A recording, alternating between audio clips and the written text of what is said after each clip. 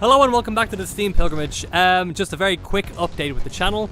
I'm currently working on a very large project, easily the longest video that I've worked on since starting this channel, and it's taken me a little bit longer than I had hoped. So, in the meantime, I thought that I would make this super edit of my Legacy of Kain videos, which I released last year. People seem to really like these ones, and I think people might want them all in one place where they can just stick the video on and let the whole thing run. So that's all this video is going to be. If you're not interested in that, you can click off now. And I really hope to have the next video out before the end of the year. But like I said, it's a big one. It's a big one, yeah. So please enjoy this while you wait, and I hope to provide some new content for you guys soon. Thank you so much.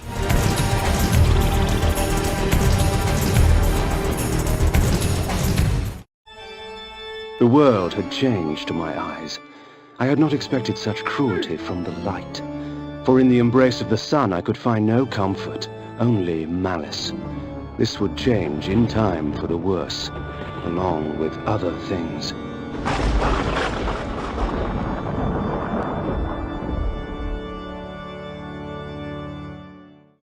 What would you get if Bram Stoker, H.P. Lovecraft, and H.G. Wells got together to write a fantasy time travel epic and brought in William Shakespeare to consult on dialogue? You might get something close to the Legacy of Kain series. Spanning 5 games over 7 years, the Legacy of Kain series never really got the commercial success that it deserved, but would later attain cult status, with a small but dedicated fanbase championing it as their favourite series of all time. But why are so many people enthralled by a series that ended 17 years ago and which never really got a true ending? In this 5-part series of the Steam Pilgrimage, we're going to chronicle the rise, fall, and aftermath of the Legacy of Kain. If you want to follow this series as it comes out, then you can subscribe and hit the bell to be notified as soon as it's released. And really quickly, I want to thank everyone who watched, shared, and subbed after my last video. It's now the top viewed and rated video on this channel, so thank you all. Now sit back and relax, and welcome to this Halloween edition of the Steam Pilgrimage. The Legacy of Kain series would eventually become an epic, fleshed out fantasy universe full of narrative twists and intrigue. Spanning hundreds of years and several alternative timelines, the series is a tale of vampires, primeval forces, otherworldly machinations, and 2 protagonists whose fates contrast and intertwine as they try to defy their own destinies. But before there was time paradoxes, questions about free will, and elder gods, there was the origin of the titular character Kain. Set in the land of Nosgoth, a mix of various different medieval European cultures, mainly British and German, Blood Omen opens with the death of our tragic hero at the hands of a group of mercenaries, and his subsequent resurrection by the necromancer Mortanius. Consumed with vengeance, Kain uses his new powers to slay his murderers before searching for a cure for his undeath, and eventually uncovering a plot that is consuming all of Nosgoth. Gameplay-wise, Blood Omen is a 2D action-adventure game in the style of old-school Zelda. You explore square maps, looking for the path forward, hidden caves containing new upgrades, and secrets. This game loves its secrets. Ultimately, it's up to you to find the necessary upgrades to proceed, and choose which magic items, spells, forms, and equipment is needed for each situation. But the real magic lies in its storytelling and voice acting. So, let's explore gaming's first foray into the twisted lands of Nosgoth. And seeing as this game and the entire series are renowned for their storytelling, there will be spoilers. Hypocrites! They would make themselves judge and jury. Very well then. Let us see how they take to my role as executioner. We're first going to go through the gameplay as it's the most contentious part of the game. As Kain leaves the first pub still human, you get swarmed by mercenaries and fight them until your eventual death. Your sword swings slowly and you're lucky to take out 2 or 3 before being overwhelmed. Once you awaken in your crypt, however, your powers have increased greatly. You can now cut a swath through legions of enemies, feeding upon their blood to replenish yourself from any knock along the way. The options start off small, but soon balloon out into a plethora of different possibilities. Like the Zelda games of the past, some of these upgrades are mandatory to progress, like the wolf form, which lets you jump up certain ledges, or the mist form that allows you to traverse bodies of water, something that is usually deadly to a vampire. Some, however, can be missed entirely, and you'll need to search around to uncover all 100 secrets in this world. Once inside these hidden little nooks all around Nosgoth, you're usually met with a simple button puzzle. And when I say puzzle, I mean the button is most likely right beside the door. But you never really know if pressing the button in a different order will open up a secret door or provide some helpful loot. There's also traps to avoid and dialogue to trigger, but more on that later.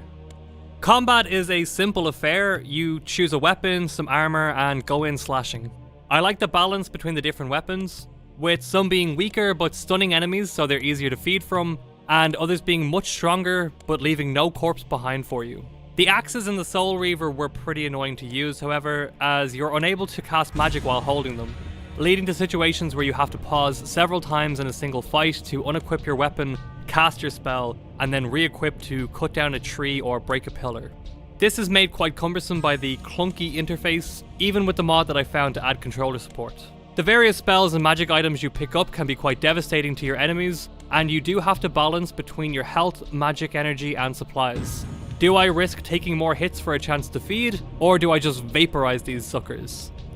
Well, I suppose I'm technically the sucker.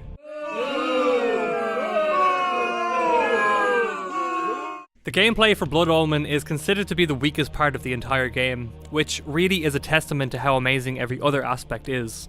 It's not bad per se, but I think fundamentally it suffers from a lack of judgment and foresight. Far too many of the upgrades get replaced later on by better versions, but you still have access to the earlier ones which just gunk up your inventory screen. Once you get access to the mist form in the mid-game, there is no longer any danger from traps, as 99% can no longer hurt you for the price of a minuscule amount of magic energy. My ultimate strategy became using the Repel spell, which essentially makes you impervious to damage, and the Chaos armor that makes your enemies' attacks reflect back at them. This made the second half of the game a cakewalk, and if anyone is thinking of playing through the game but might be put off by the gameplay, I recommend this strategy. It turns the game into more of a power fantasy walking simulator rather than a challenging experience, and that honestly is not an insult, as it kind of works for the game. But do not let these qualms deter you, as this is a game worth experiencing, as we'll now discover. I came upon one of Nuprakta's serving girls, catatonic with fear, choking out half words through bloodied, broken teeth. Although tempted by hunger, I stayed my hand, allowing her to tell her story. If the gameplay is an old, slow-moving train, then the atmosphere and world building is the first-class carriage you have the pleasure of occupying all to yourself. From the initial cutscene, Blood Omen leaves no questions as to what type of game it is. A grim, gothic horror experience drenched in blood and suffering. The world of Nosgoth is a dark and wretched place, ruled over by 9 guardians, but with an ever-present threat of otherworldly monsters. And you get to join the latter, immediately setting you up as a tortured and arrogant anti-hero. And in 1996, where most video game characters were either fantasy or action hero archetypes, this was a welcome departure and definitely did its part to make the game stand out. As a vampire, you could choose to only slay the bandits and warriors who attack you, but when you're low on supplies and the only way to get some is through giving up blood, then maybe you'll need to let go of some of your humanity and drain the lives of an entire town. Or two. The caves and various dungeons are even more twisted. In one area, you visit the mansion of another, much older vampire looking for advice. You eventually stumble across his pantry, a room dedicated to housing his still living victims, the description of which is quite horrifying. Borodor's pantry. A vampire's feast. Like cattle awaiting slaughter, men and women dangled from the rusted hooks upon the dungeon walls. Blood and viscera frosted the dirt and stone. The abundance nearly overwhelmed me, for blood is the life. Throughout the game, at key points or locations, Kain will give us an insight into his own thinking through monologues, as well as painting a picture of the world, often describing in graphic and verbose detail his surroundings in order to complement and complete the image that the 2D sprites do their best to convey. This is brilliantly delivered by Simon Templeman, who would go on to provide his thespian musings for the rest of the series, as well as eventually voice Taron Logain in Dragon Age Origins, which we discussed in the previous video. These little soliloquies do well to give you an insight into the state of Kain's mind as the story progresses, and the main players are slowly revealed. But Kain will also narrate things such as the effects of certain weapons or spells, meaning that all the information you receive comes organically from the world itself, rather than from dialogue boxes, which would be an abstraction from the game's world. These curious devices hurl bolts of whirling energy and eviscerate my human enemies by stripping ragged flesh from blood-stained bone. This type of presentation is known as diegesis, and it means the player can become immersed in the game by removing elements that remind you you're playing a video game. The rest of the sound design is also great, with dungeons being filled with the distant calls for help of your next meal, mistaking you for a well-meaning passerby. The music is pretty good, but doesn't quite hit the epic heights of the sequels. I like to call the boops and badly compressed synth choirs Casio-Gothic, and they do a good job of portraying the atmosphere, but aren't quite there yet in adding to it. I just hope you like hearing Kain's catchphrase. A lot. Save Victor! Save Victor! Save Victor! Save Victor! Save Victor! There's also all the little graphical touches that add to the world. Spike traps have blood on their ends from previous victims, and the pixelated remains of the denizens of Nosgoth are littered across torture chambers and battlefields alike. One of my favourite touches is the overflow animation from your blood vial when you drink more than you can carry, which reinforces the decadent, power-hungry themes that often accompany vampires. And we can't talk about the stellar presentation without mentioning those cutscenes. They might not blow anyone away today, but the level of gore and horror they were willing to show on screen at the time was sure to shock audiences. They require a little bit of suspension of disbelief, but if you buy into them, they're a perfect accompaniment to the rest of the game's atmosphere. And if you really can't stand to look at them, then close your eyes and take in the breathtaking vocal performances on offer. The necromancer Mortanius offered me a chance for vengeance, and like a fool, I jumped at his offer without considering the cost. The true genius to the legacy of Kain Blood Omen, though, is the way in which all the various parts of the setting and atmosphere come together to form a cohesive vision of the world of Nosgoth. The game is based on European feudal society, with many of the names of towns being Germanic in nature. There is also a heavy use of Latin and medieval Christian iconography. All of these together scream Gothic horror, matching the time period and location of the style. But the more fantastical elements, such as the mysticism and time travel, still somehow fit right alongside what should be a disparate element. The entire package comes together to build a believable setting for all the drama and intrigue to take place, and it never ventures into the absurd. Their sneering faces were forever etched upon my memory. I had crossed death for this moment. My mind was empty save for one thought. I would kill. This is your last spoiler warning, because this section is going to go in depth into the story of Blood Omen and talk about the narrative threads it sets up for future games in the series. The game's 24 years old, guys. You're either watching this because you've played these games to death, or you're just a video game lore junkie like myself.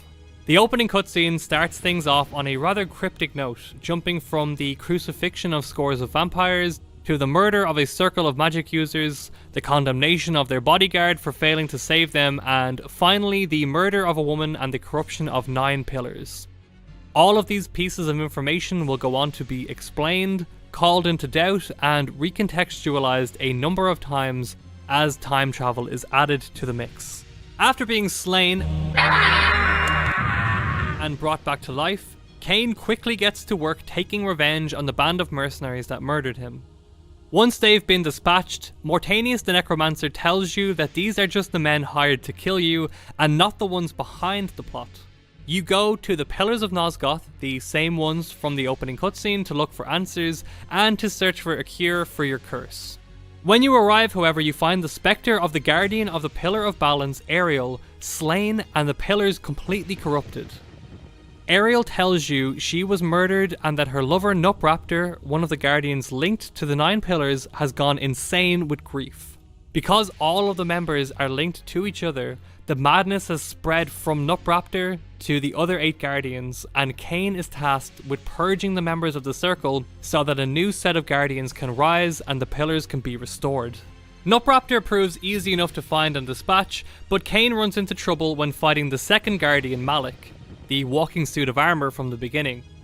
Kain seeks the Oracle of Nosgoth, who warns Kain of the upcoming war against the Nemesis, a brutal ruler who will eventually take over all of Nosgoth.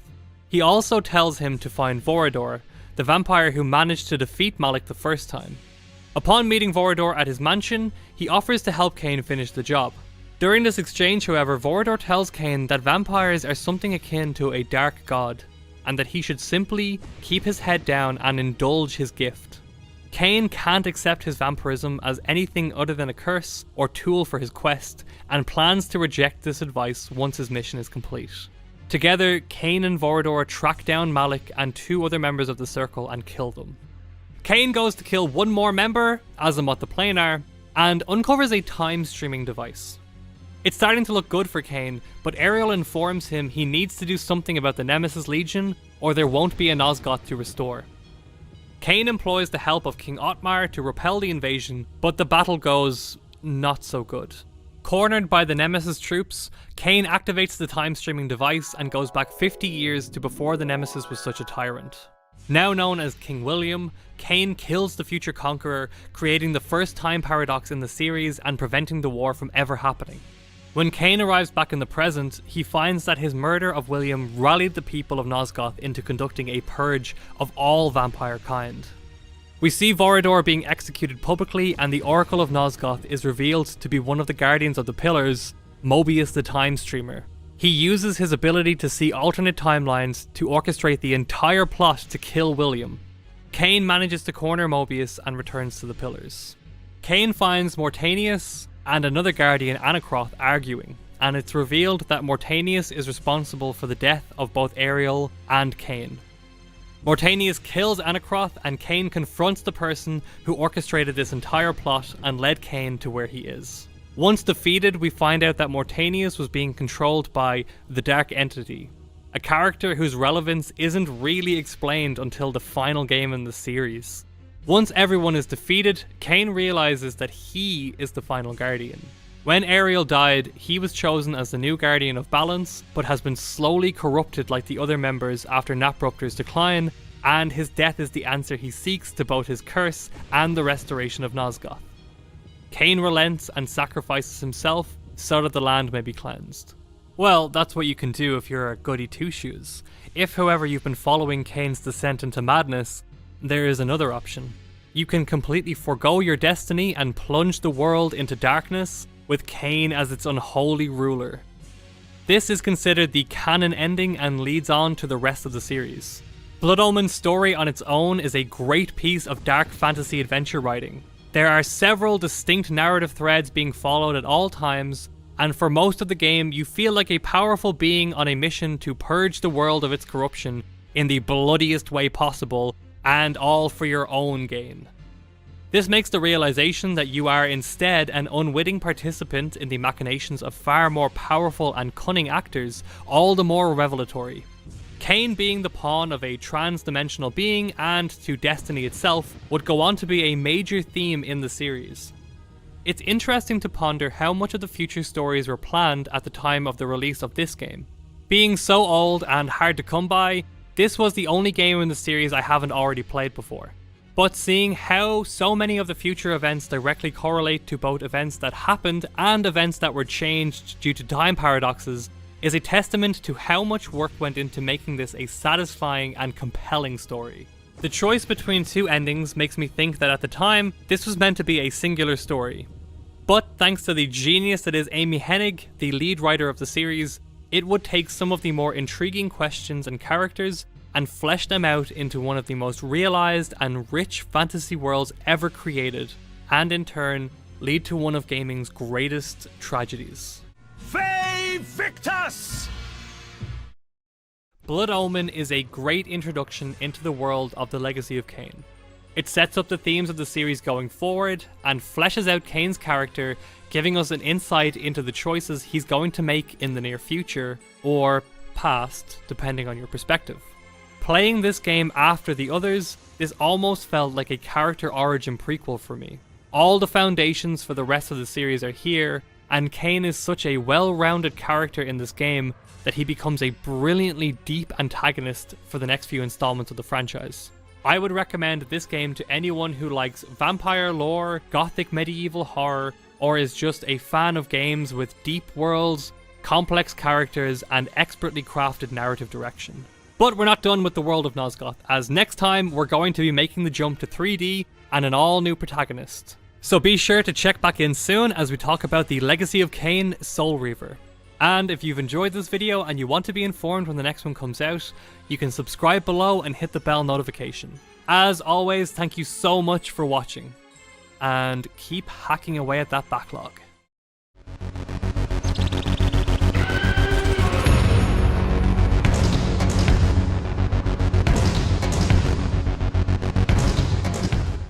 I am the last pillar, the only survivor of the Circle of Nine. At my whim, the world will be healed or damned. At my whim. You chose poorly. In 2001, Metal Gear Solid 2 dropped for the PS2 and shocked gamers as it introduced a new protagonist, Raiden, in its main campaign. And before all the cybernetic enhancements and heartbreaking sacrifices, people loathed this new character, seeing them as the antithesis of the suave and experienced Snake that they were used to playing. Well, it's a shame that Konami didn't pay attention to Crystal Dynamics' second installment in the Legacy of Kain series. The introduction of Raziel as a new protagonist, as well as relegating the character we watched fall from grace in the previous game to the role of antagonist, was a bold move that would add an entirely new dimension to this already complex narrative thread. This, paired with a leap to 3D graphics and a time skip of 1500 years, meant that this felt like a true evolution in the story of Nosgoth. Hello and welcome back to the Steam Pilgrimage and Part 2 in the Legacy of Kain series. I want to thank all of my new subscribers. The channel continues to grow and I have all of you to thank for it. If this is your first time watching the channel, or if you just haven't subscribed yet, you can do so now down below and get notified when the next installment comes out. And as with the last video, expect heavy spoilers as we discuss this rich, lore-filled world. You have been warned. Legacy of Kain Soul Reaver is set in a future in which Kain refused his sacrifice to restore Nosgoth, which, if you're not a little goody two-shoes, is the ending you picked at the end of Blood Omen. Now the self-declared ruler of Nosgoth, Kain has spent a millennium breeding an entire race of vampires, starting with 6 lieutenants whom he turns directly, and them in turn spawning entire clans based off of their own unique abilities. Humanity now barely clings to life, existing only to feed the vampire overlords, and a smokestack has been erected to pollute the sky and blacken the sun to allow fledglings to grow and prosper. Kain himself has also changed, both physically and mentally. His skin is now cracked and furrowed, his hands have moulded 3-pronged claws, and he has become a ruthless and far more calculating man. He and his followers would now regularly change, going into a state of hibernation and returning with a new gift, with Kain always being the first. Until one day, Raziel, the first of his lieutenants, emerges with the new gift of wings, outshining the master. Seemingly in a fit of rage and jealousy, Kain rips the wings from his back and has Raziel thrown into the abyss. Awakening some 500 years later in the spirit realm, his body destroyed, he is tasked with ending the vampiric curse over Nosgoth by an ancient being claiming to be an elder god. Finding Kain's empire now in ruin and the last vestiges of vampire kin now reduced to vile, mutated husks, Raziel sets out on a mission to take revenge on Kain and his brothers who betrayed him and restore the wheel of life and death. For all our bravado, we knew what it meant when Kain drew the Soul Reaver in anger. It meant you were dead. As with the previous game, we're going to start by talking about the gameplay, as it's the part of the game that most people tend to have the most complaints about. And this is going to be a pretty common complaint right up until Defiance. Soul Reaver is split into 3 parts: exploration, puzzles, and combat. At the beginning of the game, Raziel has a limited number of abilities. He can attack with either his claws or weapons found around the map. He can use his tattered wings to glide across chasms, and he can feed upon souls to replenish his health. As Raziel tracks down and kills his former brothers, however, he's granted new abilities that allow him to travel to other parts of the map that used to be off limits, such as the ability to phase through gates while in the spirit realm, or to swim without dying. The general layout of the gameplay is to find the next accessible path, arrive in the new area where your next target is, make your way through the gauntlet of puzzles and enemies, and then kill the boss to gain access to the next area and repeat. This may sound very linear, but it's actually quite amazing for its time. Let me explain. The entire game world is essentially an open, seamless world, with the only barrier being the Metroidvania-style power-up dependent obstacles you'll find along the way. When you make your way to a new area, you're generally thrust into a sandbox-type environment, with your only goal being to find the boss in that area. The locations will usually contain a number of different puzzles, all based around a core concept, like this one where you have to move and flip the boxes to complete the wall mural, which get more complex as you progress. Completing these puzzles will often open up shortcuts as well as ways forward for Raziel, which you're going to need because whenever you die or load the game, you're brought right back to the very start. This was a little annoying, as I would have preferred to just come back at the last warp gate I used, but not a deal breaker. In fact, having to travel back to the place I died made me appreciate how connected the world feels. There's also the addition of the spirit realm, which adds another layer of complexity to the challenge. In the physical realm, your health slowly deteriorates, water kills you until you get the power up to overcome it, and you can move objects and open doors no problem. In the spirit realm, however, water has no buoyancy and you can't affect physical objects. Sounds pretty useless. Except the physical properties of things like the environment tend to twist and distort in the spirit realm. This leads to really interesting platform puzzles where otherwise out of reach ledges and landings bend closer or lower to you, allowing you to jump across. Like with a lot of puzzle mechanics, once you know the trick, it gets easier to spot the places where you clearly have to transition to progress. But it can still leave you second guessing yourself, as moving to the spectral realm at the wrong time can leave you stranded and force you to backtrack, as getting into the spirit realm is as easy as losing all your health or simply manually activating the switch. Getting back to the physical realm is a bit tougher. You need a full health bar and you need to find a conduit that allows you to flip. And the fact that a game from 1999 managed to pull these transitions off seamlessly with no load screens is genuinely impressive. The final obstacle blocking your path are the game's enemies. In the spirit realm, there are really only two types, these regular ghoulish bottom feeders and the vampiric ghosts. Both can be dispatched easily and snacked upon to get you back to full health. In the physical realm, you'll occasionally come across the last remnants of humanity. These guys can be killed pretty easily, but if you are going to play through the game, I advise that you try to avoid killing the human enemies. Just see what happens and thank me later. Lastly, there are the most abundant enemies in the game, the vampires. There are different variations in each area you visit, representing the evolutionary path that each clan took to adapt to their environment. Vampires need to be weakened first before being dispatched entirely. Sunlight, water, impalement, and immolation are the ways to go with this. Once a vampire is weakened, you can drive a pole arm through them or pick them up and throw them into an environmental hazard, like a well-placed wall spike. Come on, got me a Marlin! Yeah! The combat mechanics themselves are passable, but are very clunky. I'm not going to shit on it too much, considering developers were still trying to wrap their heads around the whole Z-axis thing. Raziel can lock onto an enemy and dodge around, waiting for an opening to attack.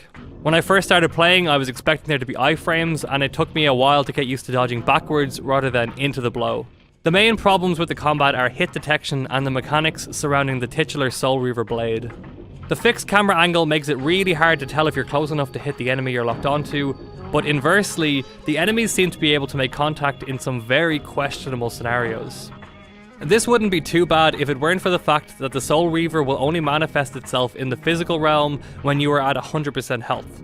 This leads to scenarios where you'll be trapped in a room where the only way to fully finish off the enemy is to use the Soul Reaver, as there are no other means available. But even the lightest little love tap means that you're going to lose the blade, forcing you to jump back into the spirit realm, get back to full health, warp back to reality, and hope you don't get another nick. This isn't an overly pervasive issue, but it is a gripe that needs to be pointed out. Something that's done a lot better is the bosses. Although quite few in number, they are done incredibly well, because instead of trying to shove epic fights into this clunky fighting system, the bosses act like mini puzzles to be solved. There's always a knack to beating them, some kind of trick or pattern you need to repeat 3 times. Classic game design. Bitches love sets of 3. Ultimately, I think the best way to classify the gameplay is that it's a PS1 game. It's clunky and outdated, but it's nowhere near as unplayable as some other 3D platformers. Even with the terrible mod that I downloaded to add controller support, I found the game to be just the right amount of forgiving to still make it enjoyable. One thing I didn't realize until replaying this game, however, is the similarities it has to a game series that has become a little bit cliche to compare games to. The hub world that seamlessly connects to self-isolated, internally connected sandboxes, and the lock-on fighting system with an emphasis on waiting for openings is very reminiscent of Dark Souls 2 and 3. I wouldn't be surprised if this series was an influence in the development of those games. So really, Soul Reaver isn't a Souls-like. Souls games are a Soul-like, or a Kain-like. I'll come up with a good pun and I'll make it the title of this section. So with that out of the way, let's get into some of the juicier elements of the game and the aspects that makes this series stand out in people's minds. What madness is this? What pitiful form is this that I have come to inhabit? Death would be a release next to this travesty. You did not survive the abyss, Raziel. I have only spared you from total dissolution. Soul Reaver feels like a perfect next step in the world of Nosgoth. The choice to set the opening cutscene at the height of Kain's empire, and then to flash forward to the remains immediately sets up an air of mystery and intrigue.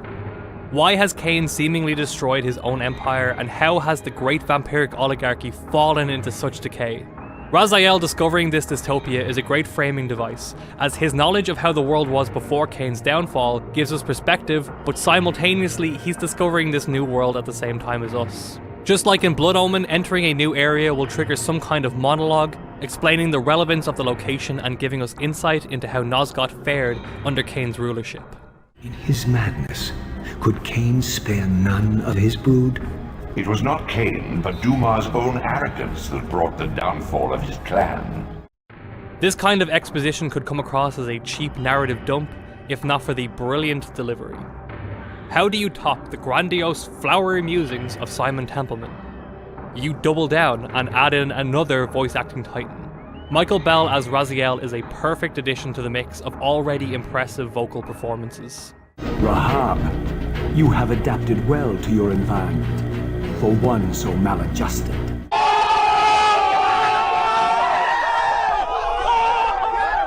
Where Simon Templeman's Kain was brash, strong-headed, and a little unhinged, Raziel is a more pensive and introspective character. He's far more likely to call into doubt the advice and instructions of others, which is understandable considering the betrayal he suffers at Kain's hand. Underpinning this is a familiar sense of righteous indignation, which parallels Kain's own quest for vengeance. What I have made, I can also destroy, child.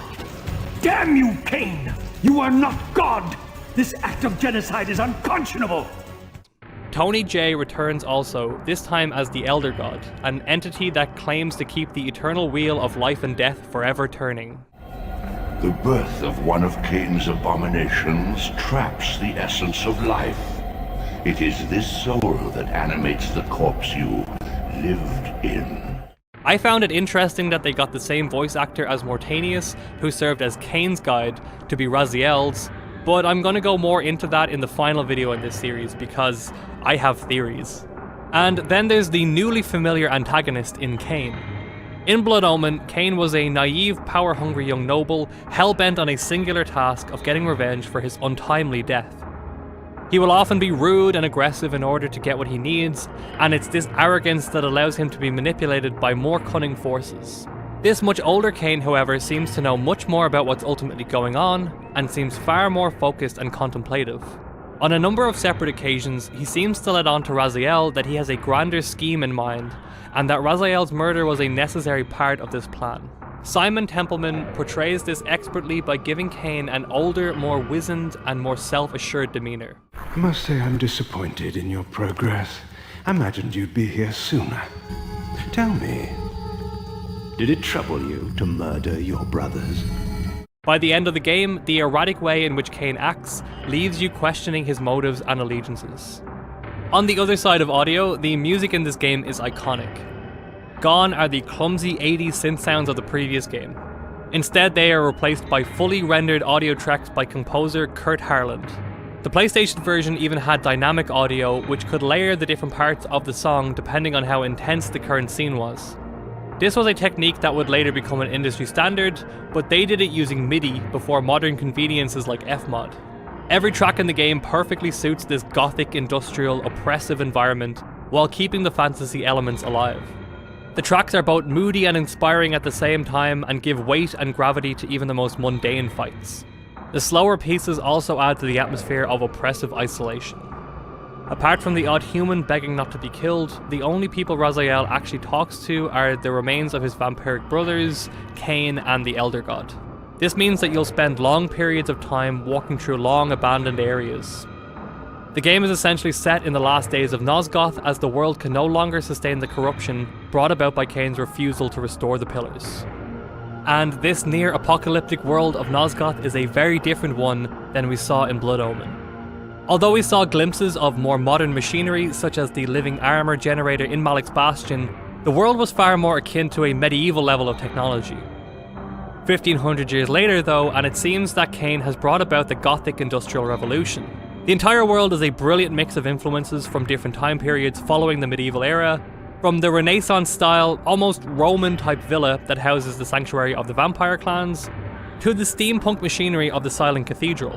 The differences in how the world looks follow a logical and linear progression, as you can see how vampiric culture evolved from copying human aesthetics to eventually coming up with their own. The human dwellings that have been long conquered are grim and bleak places, often strewn with long dead corpses. During his conquering of the world, Kain was clearly a man with a deep sense of irony. He gave places of great significance to his followers, such as grand cathedrals and abbeys, seemingly taking pleasure in the desecration of such reverent locations. He even places his own throne at the heart of the now destroyed Pillars of Nosgoth as a symbol of his rebellion against his destiny. Like all great works of art, there's so much symbolism like this that you can be forgiven for maybe reading too much into certain aspects. But the game's tone is so sophisticated, you don't need to worry about being some crackpot on the internet for suggesting outlandish theories. You think the Seraphim were noble? Altruistic? Don't be simple. Their agenda was the same as ours. You are lost in a maze of moral relativism, Kain. These apparitions and portents. What game are you playing now? Any other game trying to pull off dialogue like that would come off as hammy and overindulgent. And yet this entire series manages to pull it off so authentically, which is the real magic behind the Legacy of Kain games. Nothing feels forced, and the world and characters are so well realised that it never breaks your immersion.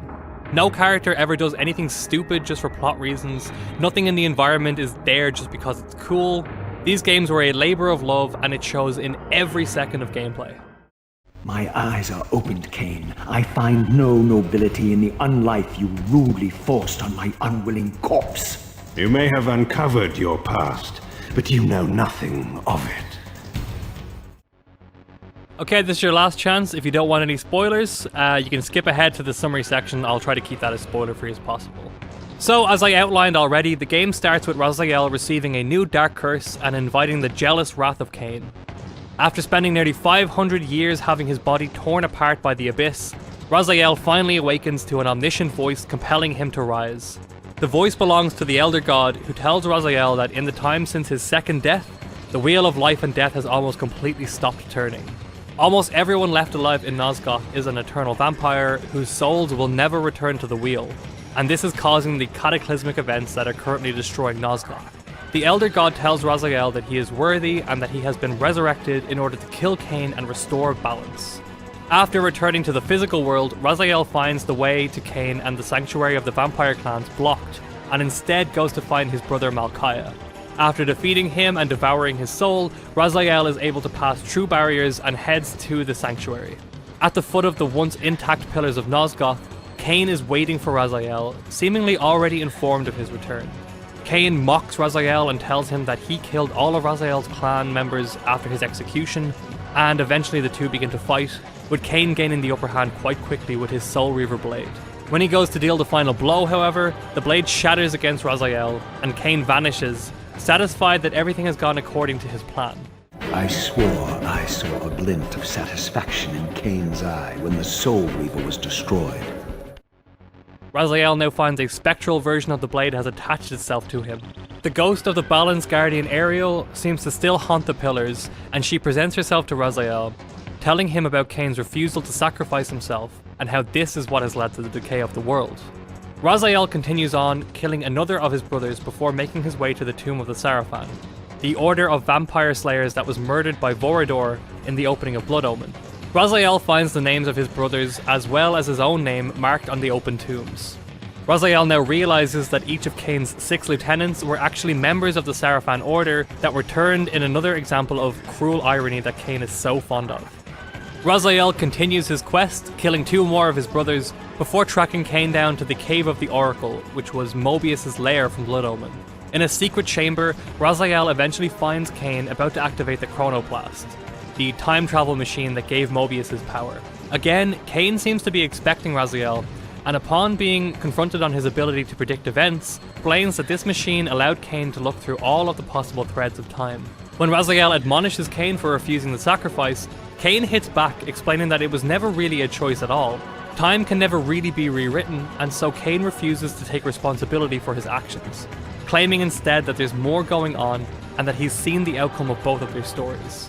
Before Raziel can defeat Kain, he uses a portal and escapes into the past. The Elder God warns Raziel that he won't be able to help him if he follows, but driven by revenge, Raziel steps into the portal. He finds himself in a chamber, but Kain is nowhere to be found. Instead, Mobius the Time Streamer, having foreseen these events, pulled Raziel from the time stream so that they can talk. And then the game just ends right there, on a cliffhanger. An almost unheard of concept in video games. Leaving things open for a sequel, fine, but a straight up to be continued was crazy in 1999. The story of Soul Reaver serves 2 purposes in the grand narrative. First, it sets up the central conflict of Kain's sacrifice going unfulfilled to the detriment of the entire world. Without this pivotal moment in history, time has sort of stopped, and the world is slowly decaying with just Kain's stubbornness standing in the way. The second is to introduce Raziel and set up his motivations for pursuing Kain. The majority of the story focuses on the latter as Raziel comes to terms with the world and his place within it. Raziel begins the game on a plot for revenge for himself and his clan, still fully accepting of his existence as a vampire. His meeting with Ariel and the words of the Elder God somewhat sway him into killing Kain for altruistic reasons, but he remains largely motivated by vengeance. It's only at his discovery of his Sarafan heritage that Raziel seems to become disillusioned, to the point of actually trying to take the moral high ground, using his Sarafan pedigree as reason. His willingness to so quickly align himself with an order just to oppose Kain is a testament to the kind of turmoil he's going through. For example, when he first meets Kain, he accuses him of genocide, which is exactly the same thing the Sarafan wanted for the vampires. One of the beautiful things about Soul Reaver is how its story beats somewhat follow the same as Kain's. An unjust murder, resurrection in a new form, a plot for revenge, and the main protagonist unwittingly playing into the hands of the people orchestrating it all. Being about time travel, these kinds of parallel events reinforce the cyclical nature of the world. So it's a well-known fact by now that the game was left unfinished, with a wealth of cut content. The original game was supposed to end in a third battle with Kain and Raziel using the organ at the cathedral to wipe out all vampires left in Nosgoth. And thank the Elder God they didn't. Even though this meant that this game is quite short, it delivered a perfect vignette setting up the rest of the series, while also pulling off one of gaming's greatest cliffhangers. Because although this could have completed the story of both games in a perfect circle, with Kain's death and manipulation leading him to doing the same to someone else, and then that eventually being his downfall, this doesn't come close to the level of twist about to come. But you'll have to check back next time for that. To know that the fate of the world hangs dependent on the advisedness of my every deed? Can you even begin to conceive what action you would take in my position? I would choose integrity, Kain. I first played this game when I was a child, and it used to scare the crap out of me. And looking back at it now, I can both see why it did and also don't understand. The game is sort of like an old horror film, like the original Mummy. It's kind of campy and cheesy, and the monsters don't look real, and the graphics are kind of strange, but when you get engrossed into it, it's still an immersive experience that can chill your bones. Soul Reaver harkens back to a time when games weren't afraid to be different and ambitious. This is a game that respects your intelligence and doesn't hold your hand. If you're not paying attention when a character tells you where you need to go next, you could be lost for hours. The story is already a moral quagmire and a narrative web of character motivations that are constantly at odds with each other, and it's only going to get more complicated as the series goes on. People who've watched my videos for a little while now are probably noticing that I'm telling a lot less jokes in these videos because I genuinely think that this game series deserves a certain amount of reverence. It set the stage for what games could have been, and it's kind of sad to see nowadays big budget games trying to capture the same sort of magic that Soul Reaver did so long ago. This game series was sort of like lightning in a bottle, and I don't think we're ever going to get to a stage where we can authentically recreate it. But we're not going to start eulogizing the series just yet, we'll wait until the very end for that. As for Soul Reaver as a standalone game, it's actually a pretty good place to start if you want to get into the Legacy of Kain series. Blood Omen can throw people off a little bit with its outdated style and graphics, but Soul Reaver does enough to set up all the main narrative threads that you're going to need going forward. It was really nice to play through Blood Omen, which I never had before, and see all the little nods, such as Nutraptor's retreat in one of the secret areas, Malik's name written on the Seraphim Knight's tombs and things like that. But if the gameplay of Blood Omen is putting you off, Soul Reaver is a fine way to introduce yourself to the series. It's not completely hiccup free, you're going to have to spend some time tweaking settings, maybe you'll have to emulate it. The Dreamcast version I've heard is supposed to be the best one to emulate. I had some problems with mods, especially for controller support and widescreen support, but it's playable, you can do it, and with a little bit of TLC, you'll have a great experience, and by the time you get to Soul Reaver 2, things will be even better. So pick up a copy now, it's pretty much always on sale. Humble Bundle, I think, have been selling the entire series for less than €5 every day for the last 5 years. They can't give this series away, and I don't know why. It's brilliant. If they were to release a small quality of life patch to all the games so that they were playable on modern machines, sales for these games would go through the roof. But as we all know, game developers hate money. So that's my take on Soul Reaver 1. Let me know what you think about the game down in the comments. I'm sure if you're watching this video, you're probably an Uber fan. Check back next time for Soul Reaver 2, where we're going to be diving deep into the paradox-filled world of early Nosgoth. As always, thank you so much for watching, and keep hacking away at that backlog.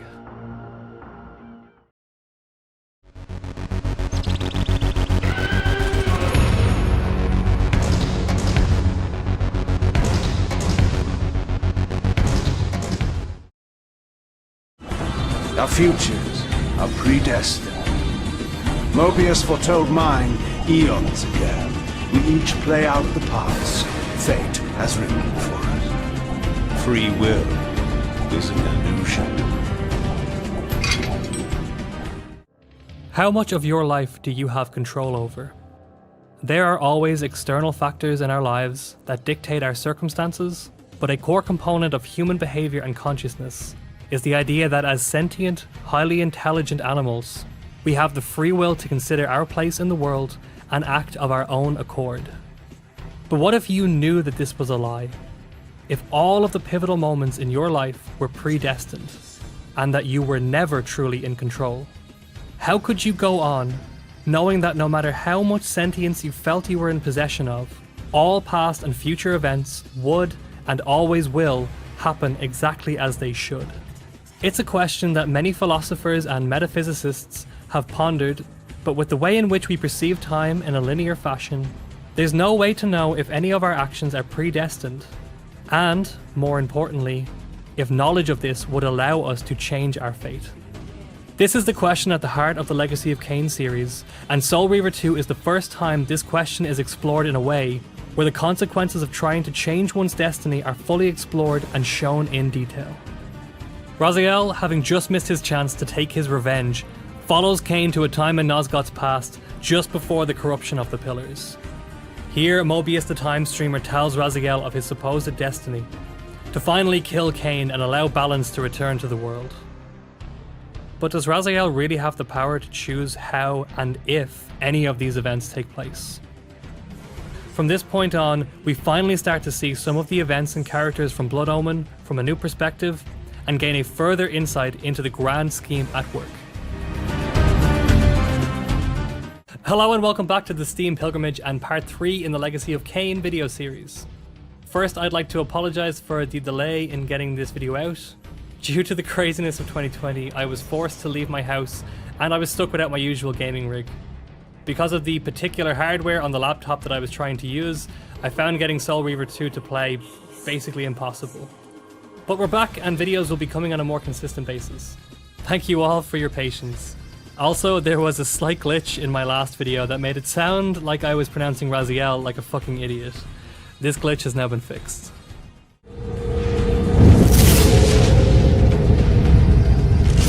Raziel, Redeemer and Destroyer, Pawn and Messiah. Welcome, time-span soul. Welcome to your destiny. Soul Reaver 2 picks up exactly where the first game ended, with the opening cinematic even being a remake of the ending from the first game. Once you take control of Raziel, the controls are immediately familiar, and Raziel has even retained all of the powers you spent so long trying to attain in the first game. This was actually such a refreshing piece of design to encounter in a sequel. Today, game franchises will find terrible ways to strip the player of their upgrades so they can introduce an almost identical progression system. A great example of this is the famous gap in logic of making you work for the grapple shot in Arkham Origins, even though the game is a prequel and Batman actually says that he just invented it in Arkham City. This design choice serves two purposes usually. It allows the developer to not have to worry about appealing to new audiences, as everyone starts back at zero, and it cuts back on the development time as half of the assets and features are already made and just have to be jazzed up a bit. The Legacy of Kain series were always made with the intention of being a grand and epic saga, sacrificing some of the accessibility for a more cohesive and complex narrative. This, however, is probably the reason why we won't be seeing another game in the franchise again, unless there's a concerted effort to remake the entire series from the start. Giving you the same abilities as the first game means that the developer had to add in some new element to keep the exploration and puzzles interesting. It's a well-known fact that a lot of the content was cut from the original Soul Reaver game, and a good portion of those mechanics made their way into the sequel.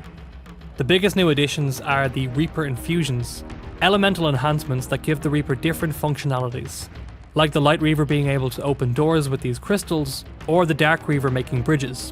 And no, we're not going to go into the very liberal use of the term elements here. This game came out before Avatar, so we'll give them a pass. Although, the Nations of Light and Dark does actually sound pretty cool. Most of the time, this boils down to needing a certain type of Reaver to open a door or mechanism, but you can only have one infusion at a time. This leads to a sort of Portal-style juggling act where you have to plan your movements through the obstacle course and decide when you need to switch infusions to get to the end, usually in order to unlock the next infusion. Combat-wise, the game suffers from a lot of the same problems as the first game, with the hit detection being very inconsistent. The character models and hits also seem more floaty than last time, with impacts never feeling heavy or tangible. Thankfully, the camera has improved somewhat for better depth perception and less attacks from off-screen. The devs did fix one of my biggest complaints from the first game in that you no longer have to find ways to finish off enemies, as almost all the creatures you'll fight are either humans or demons. The way that the Soul Reaver blade works has also changed slightly. Instead of it only being available when you're at full health in the physical realm, it can now be used at any time, but prolonged use of it will cause damage to Raziel's health. You can still use your claws or weapons found in the environment, and I found this to be the most viable option as the Soul Reaver doesn't really do that much more damage than them. Of course, the combat has never really been the main focus of the Legacy of Kain series, taking a backseat to the exploration and fantastic narrative and world building. But there are times when fighting is necessary, so it being slightly less annoying in this one was very much appreciated, although it is a little bit more finicky. Aside from the changes to gameplay, there's the graphical improvement, which add much needed clarity to the character models. No longer does Kain look like his face was printed onto scrap paper and then hot glued onto a melted action figure. The environments also look much better and far less drab, with some nice variation on locations and settings. The world itself seemed a little bit less coherent than in the first game, losing the sandbox feel in favour of more isolated areas. But given the time-skipping nature of this game, it's probably for the better. And finally, the audio is just as good as ever here. The dynamic music system makes its way onto the PC release this time, and it makes a world of difference. Tracks build and recede as the action on screen necessitates, and gives the game some much needed nuance in the ambience. The music matches the game in such a fitting way that it has one of those doing it so right you don't really know it's happening kind of effects.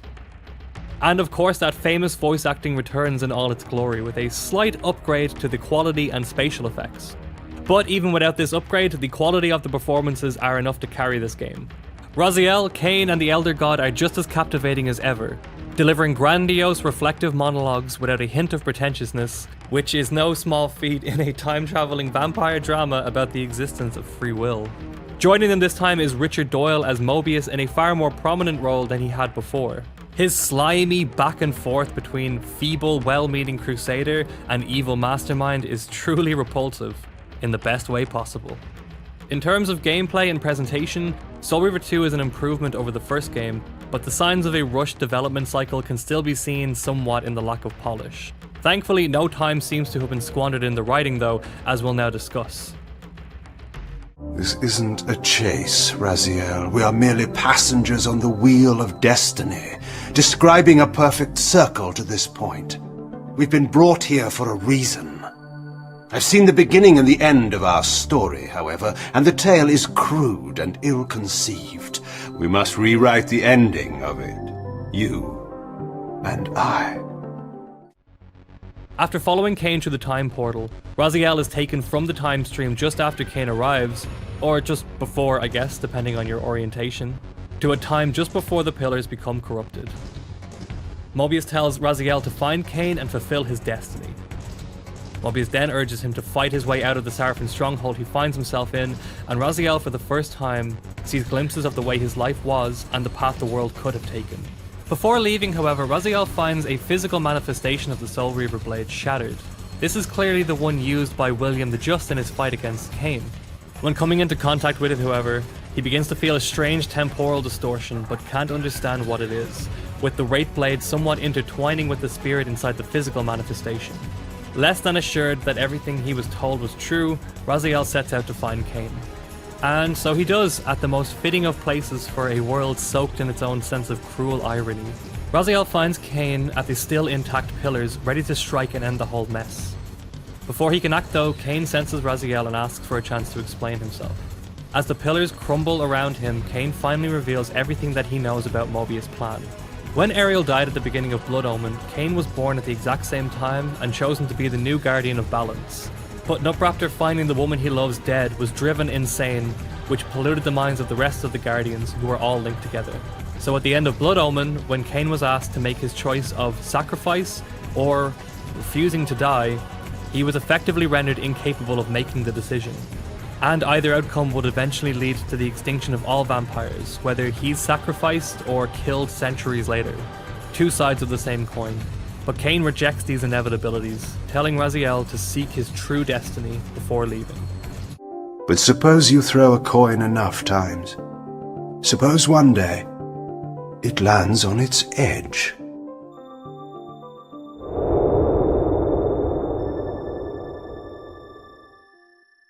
Just beyond the pillars, Raziel finds a door that can only be opened with the Reaver. Inside, he finds himself in an antechamber below the pillars, similar to where he first encountered Kain in Soul Reaver 1. Wall murals depict a race of winged blue creatures who seem to be the creators of the pillars.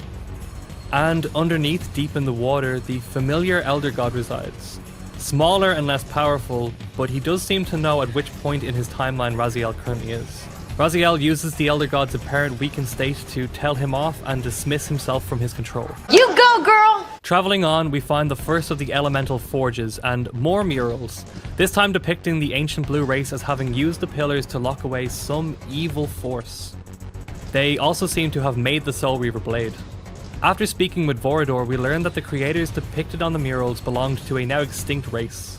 The last of which, Janos Audrin, was killed 500 years previously and was the person who turned Vorador into a vampire. Raziel continues to another forge, gaining the light infusion that allows him to open the gate back into the Sarafan stronghold. Waiting for him there, in front of the tomb of his old enemy William the Just, is Kain, and the temporal distortions begin again.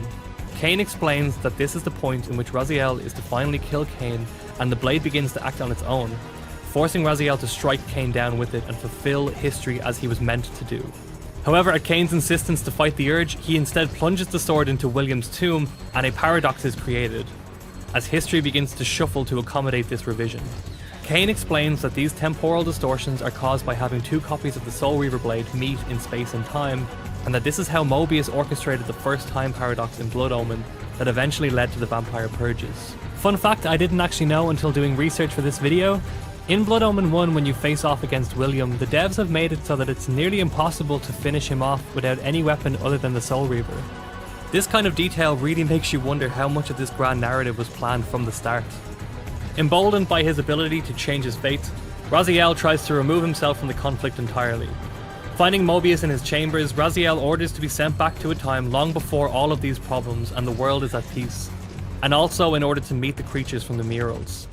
Exiting the time-streaming chamber, however, he quickly realizes that he has been deceived and has ended up around 100 years into the future after the vampire hunts have concluded. Raziel sets out to find another time-streaming device.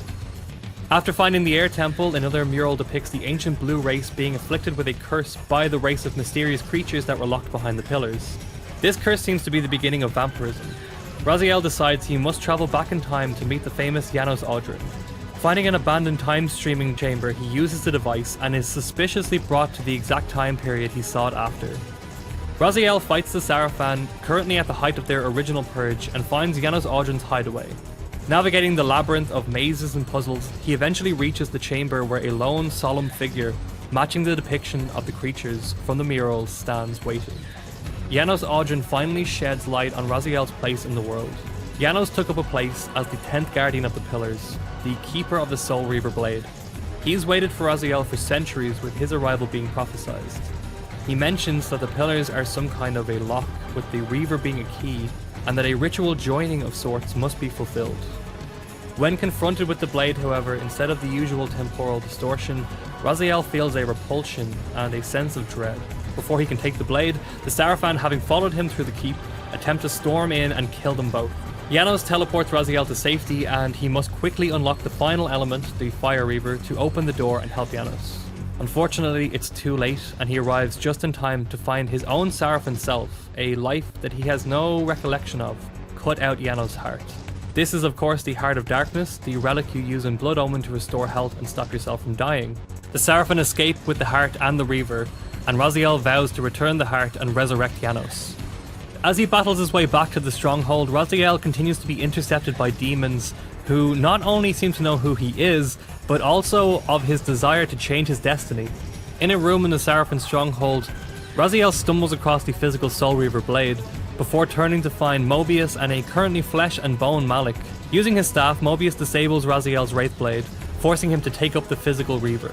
A familiar cry from a room over reveals that we're standing just down the hall from the scene from the opening of Blood Omen, as Vorador is currently slaughtering the Sarafan Circle. It's now revealed that Malik failed to save them as he was instructed by Mobius to hold the door against Raziel. And we also now find out Vorador's reasoning for slaughtering them, the death of his master Janos Audrin. Raziel does eventually escape, and in yet another twist of irony is confronted by his former Sarafan brothers, millennia before they would all become Kain's vampire knights. One by one he cuts down his former soon-to-be brothers until eventually coming face to face with his former self, killing the last of the Sarafan and becoming the instrument through which Kain would eventually resurrect him in the future. At this moment, however, the Reaver takes control and impales Raziel, beginning to suck his life energy. A realization dawns that Raziel, in a cyclical loop of fate, was actually the spirit inside the Reaver the entire time, and that all events that had endured until this point were orchestrated to bring him to this moment so that he could become the titular Soul Reaver. However, at a pivotal moment in time, as Raziel's soul is both inside and outside of the blade, two instances of the Reaver come into contact and a temporal distortion starts to manifest. Kain, seeing his opportunity to affect time, pulls the Reaver from Raziel, once again changing the course of history. However, as time bends to accommodate this change, Kain's memories shift and alter, and in a panic, he warns Raziel of the Hilden and not to resurrect Janos. But it's too late, and before Raziel can heed his warning, he loses the strength to maintain his physical form. Awakening in the spirit realm, he finds the Reaver still attached, and it becomes clear that his destiny has not changed but only been postponed. As the end credits confirm, history abhors a paradox. The main focus of Soul Reaver 2 is the introduction of Kain and Raziel's plan to counteract the machinations that have been pushing them unwittingly throughout their lives. The way previously inconsequential narrative points have been spun into relevant twists is truly remarkable, and given the turbulent development of nearly every game in the series, it's tough to work out how much of all of this was planned from the beginning and how much was just careful gerrymandering of already established facts. One thing I found truly amazing was a single line of an item description from Blood Omen: Dark Souls eat your heart out. When talking about the Soul Reaver blade, Kain mentions having a certain kinship with it, seemingly talking about how they both lust after the life essence of others. Time fades even legend, and the origin of Soul Reaver has been lost long ago. But its purpose remains: to feed on the souls of any creature it strikes. Kindred, this blade and I. However, the revelation that the blade houses the soul of Raziel, the first of Kain's children, well, as always, the plot is full of delicious amounts of ironic twists to show that destiny itself seems to be the main antagonist of the piece. Not content with just forcing people to go along with things that they can't choose, but to make those events as painful and tragic as possible. The irony of Raziel being the one who killed his Sarafan brothers after the shocking revelation in the first game was quite obvious, but I particularly like the fact Raziel is seen as a messianic figure, a concept that is inherently bound to destiny. Yet he's seen as this because he is the only entity in possession of free will. Just beautiful. I think the standout part of this game, however, is the evolving relationship between Kain and Raziel. Beginning as initially distrustful of him for obvious reasons, Raziel begins to feel sorry for Kain and starts to realize how little control Kain has truly had over his entire life, essentially being set up to make an impossible choice and then becoming the scapegoat for the true villains. After being tricked by Mobius into the future, Raziel comes across the ghost of Ariel, the Balance Guardian who preceded Kain.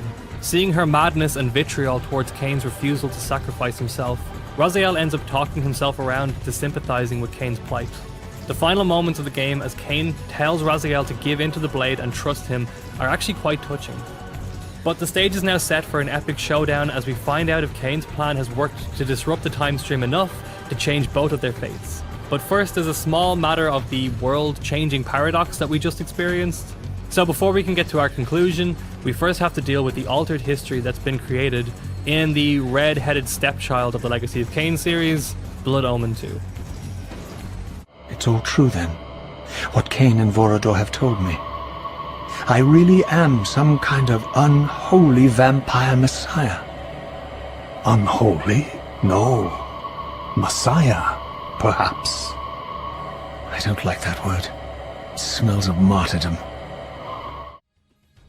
Looking online, it seems that Soul Reaver 2 is often an overlooked part of the series. People's favourite games tend to be either Soul Reaver 1 or Blood Omen 1, and I can see why. Blood Omen 2 is universally panned for good reason, and any talk of Defiance tends to end in a sort of lamenting for a true ending to the series. But Soul Reaver 2 very rarely gets a shout out, as it's kind of the pivot point in this story. Gameplay wise, it doesn't really do enough to upgrade itself over the first Soul Reaver game, but where it stands in the narrative is so important not only for the last two games in the series, but in how it finally put into context a lot of the hanging questions from the first two. Blood Omen 1 presented a self-contained story in which you had two possible endings, and Soul Reaver 1 took one of those endings and ran with it, setting up a lot of mystery and intrigue into how the first part of the series would fit into the rest of it. Soul Reaver 2 is where all of these questions are explored in detail, and it shows the links between the two games, as well as setting up just enough mystery to keep us enthralled on another cliffhanger. The way in which Soul Reaver 2 manages to recontextualize core moments from the first two games in the series is a testament to what good writing and foresight can achieve in a narrative in any medium. As with the last two games in the series, I highly recommend that you try to hunt this down and play it for yourself. On PC it can be a little bit tough to get it to work, although there are various patches you can get, and I'll put the one that I used in the description below.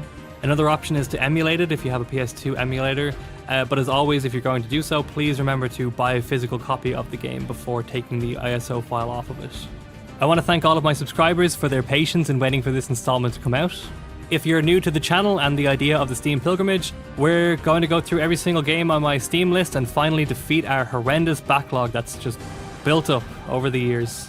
So if you want to see the next installment in the Legacy of Kain series, or if you want to see any more of my videos, you can check the channel down below, you can subscribe with the button, and if you really like the video, you can leave a thumbs up or a comment giving me feedback. What did I do good? What did I do bad? What do you want to see next? Let me know. As always, if you made it to the end of these videos, thank you so much for watching, and keep hacking away at that backlog.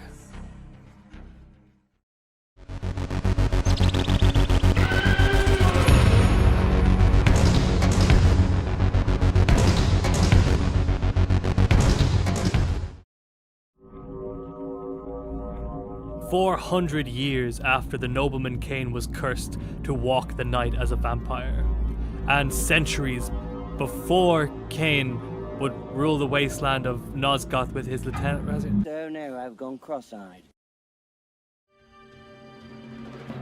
Time travel is a notoriously difficult genre of science fiction to write for.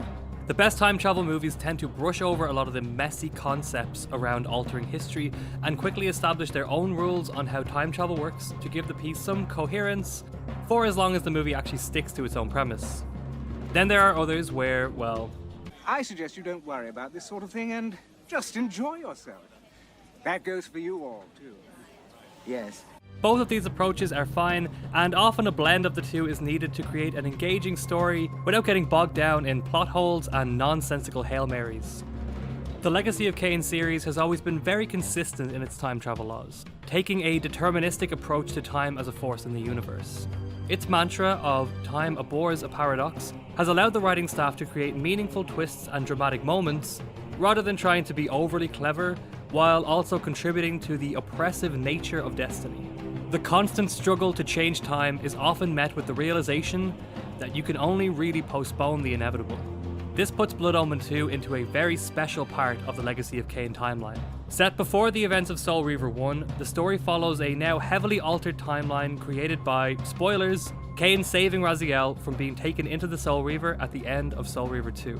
Right after the fall of the Pillars, Kain, now the commander of a vampire army just like before, wages war against humanity. This time, however, with the leadership of the Sarafin Lord, the humans mount a much stronger defense and Kain is defeated in battle and presumed dead.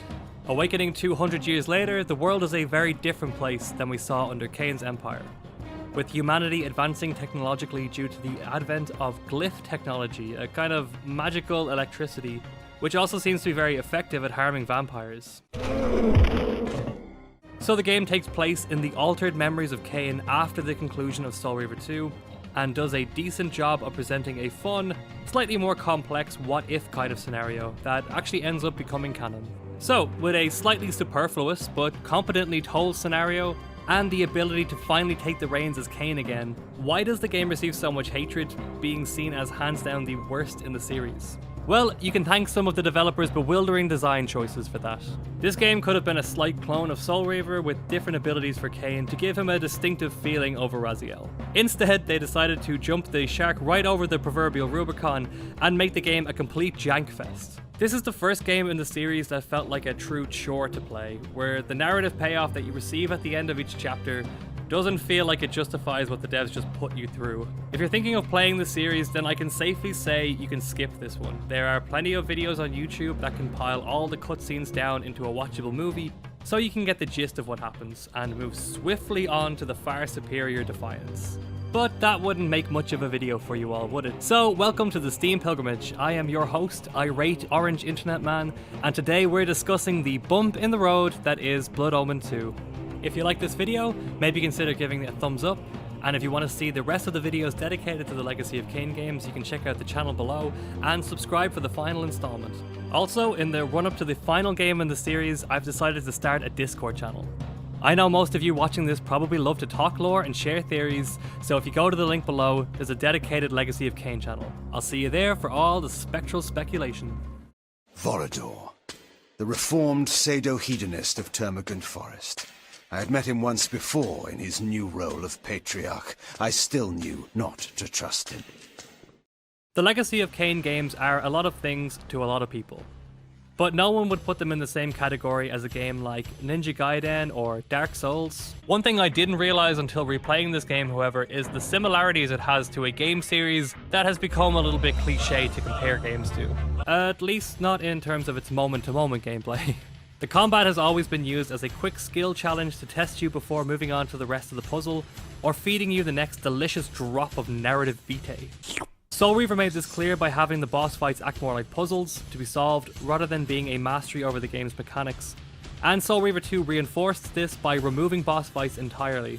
And no, I don't count the final encounters with the Sarafan, as you're basically immortal. With Blood Omen 2, the devs decided to take a different approach, obviously wanting to reproduce the feeling from the original Blood Omen of being a powerful, otherworldly being cutting a bloody swath through his enemies. And then they gave him tank controls. Okay, I want to preface this by saying that I played this on PC using a rewasd or re-WASD setup that the creators seemed to think was the optimal way to play, so you can take from that what you will. Now with that out of the way, this game is fucking janky. It goes beyond a mild annoyance into rage-quitting territory. We thought the only dark gift Raziel got were his wings, but apparently Kain was also jealous of his ability to just turn around quickly. I think, and this is me giving the Mother Teresa of charitable takes here, they wanted to make Kain feel more imposing and powerful than the quick, slinky frame of Raziel. Instead, what they've done is turn him into a plank of wood with slightly less motor skills. You can now only move back and forth in the direction you're facing, and left and right movement only cause you to pivot. This is bad enough during platforming sections, although there's never usually a rush during these scenarios, meaning that you can take the time to line yourself up. The clunk only really becomes a problem during combat with more than one person. The lock-on system returns and it's somehow worse than ever. The new urban setting of the game means that there's often civilians walking around near the enemies that you need to kill to move on. But for some reason, the strafe button is the same as the change targets button, meaning that while you're trying to position yourself, you'll often instead switch to a non-threat NPC, an enemy much further away, sometimes even dead bodies. This is frustrating but manageable with one enemy, but any increase to that number just breaks the entire combat system. Enemies will often try to surround you, which is good in terms of AI, but given that you have to be locked on and facing an enemy to block their attacks, means that there's no really effective way to fight enemies that are more than 45 degrees away from the one that you're currently engaging. You have to keep enemy positions controlled by side dodging, which again, often wrongly registers my inputs and instead changes targets. This means that there's no real progression to fights, and every enemy has the exact same fucking moveset. A combo with a strong attack at the end, and a combo with an unblockable attack at the end. Eventually you end up employing the same strategy for every fight. You move and block until your rage meter fills up, and then you do your own unblockable move, occasionally getting a hit in if you manage to dodge one of the stronger attacks. The most egregious part about the system, the real piss-boiling part though, is that the devs seem to know how bad it was because you're never asked to fight more than 2 enemies at a time. There's a couple of instances where you'll be presented with more than 2, but there's always an opportunity to take out a few of them first using the game's stealth system. And yes, the game has a stealth system. And yes, it sucks. You can only activate the stealth mode, and you know it's going to be a good stealth system when it has a stealth mode, by taking the form of mist when there's mist around for you to blend in with. This leads to some, I want to say hilarious, situations where you'll just find a random patch of mist in the middle of a corridor like, I wonder what I'm supposed to do here. You can also use the jump ability to hit one enemy, doing about 1 full combo's worth of damage to them before the fight starts, but you can't skip the animation for this, and you often end up getting hit by his Seraphim buddies while you still have no control over Kain. Now that the combat is essentially a requirement that can't really be avoided, the devs decided to implement the lore system, which is a fancy way of saying vampire drink more blood, make more strong. Basically, if you drink blood while you're already at full health, this purple bar will fill up, and when it reaches the top, your max health increases. Now, I don't really have a problem with that idea. It's actually a nice reward for engaging with the combat system, and it gives you a reason to slaughter the innocents in the streets.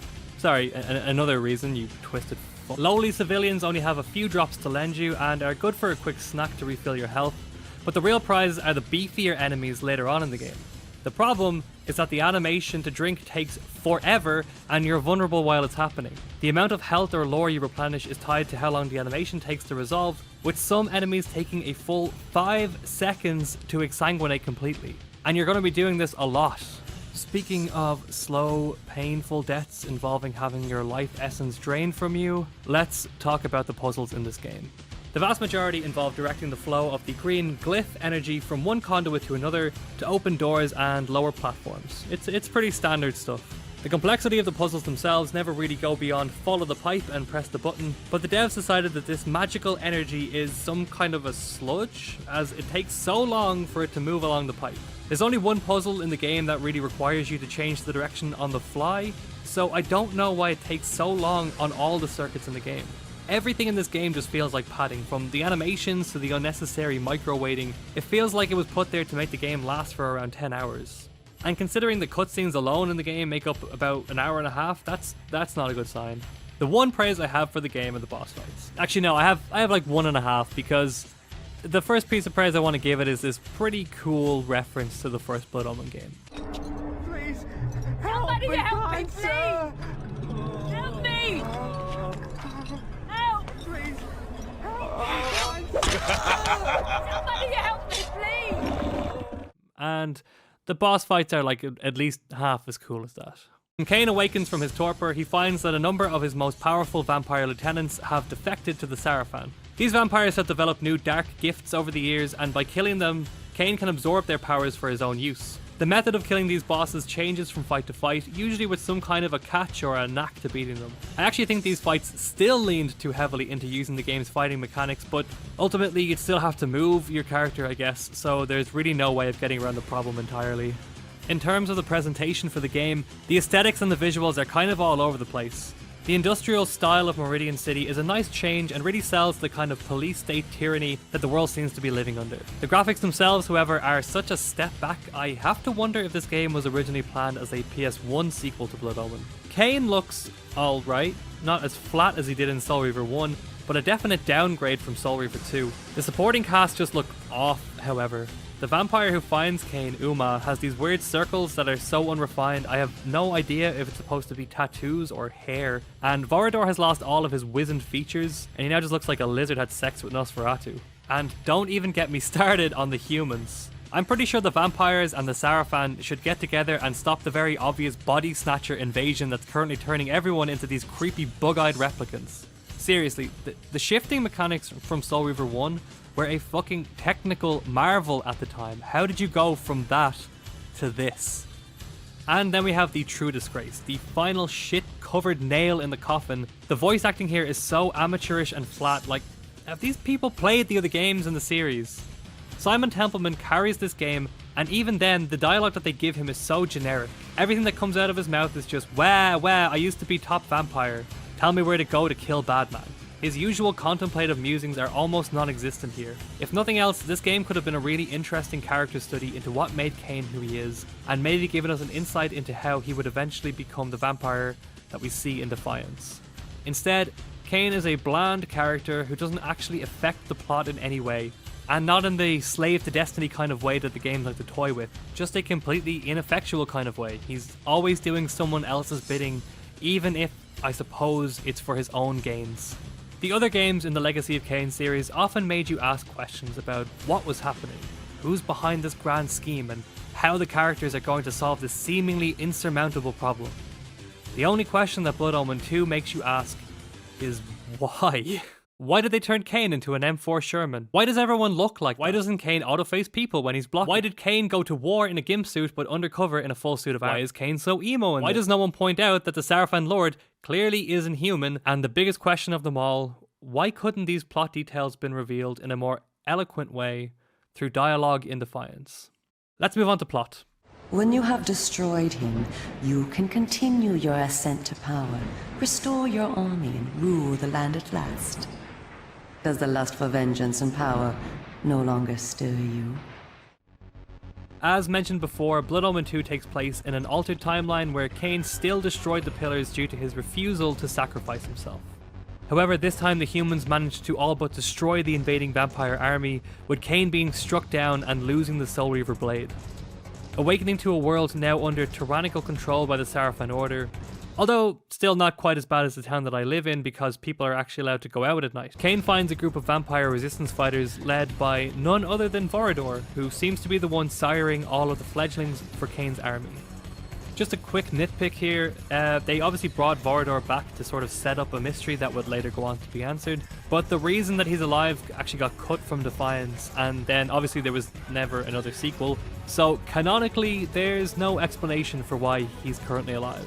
The Cabal recruit a bishop by offering him the Dark Gifts, and they find out the location of the currently kidnapped Uma, who in turn has information about the Nexus Stone, a magical device that can repel the power of the Soul Reaver, and is probably the reason why Kain was defeated.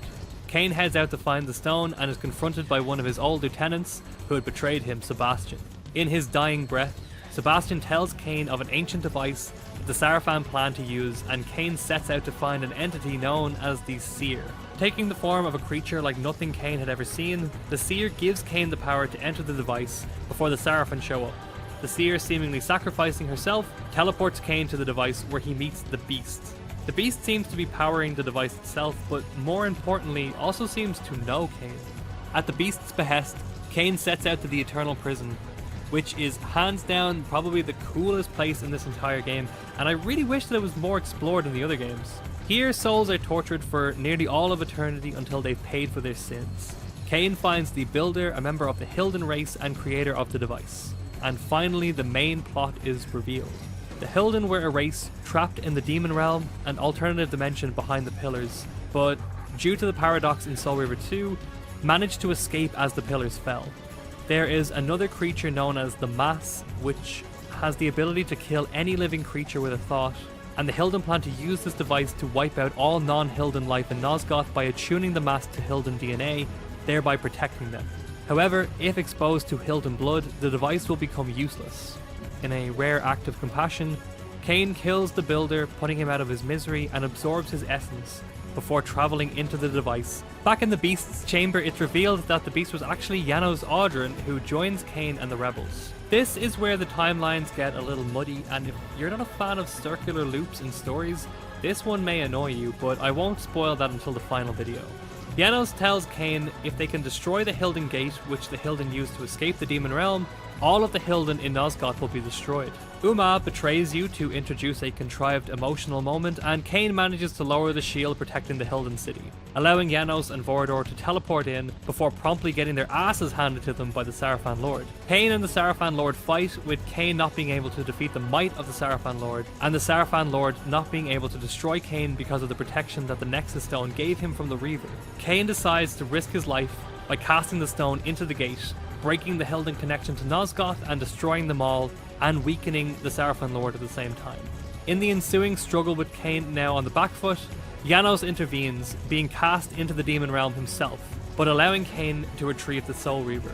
Finally back at full strength and with a vengeance, Kain defeats the Sarafan Lord and locks away the Hilden once more, before contemplating the rise of his empire and tying back into the main story.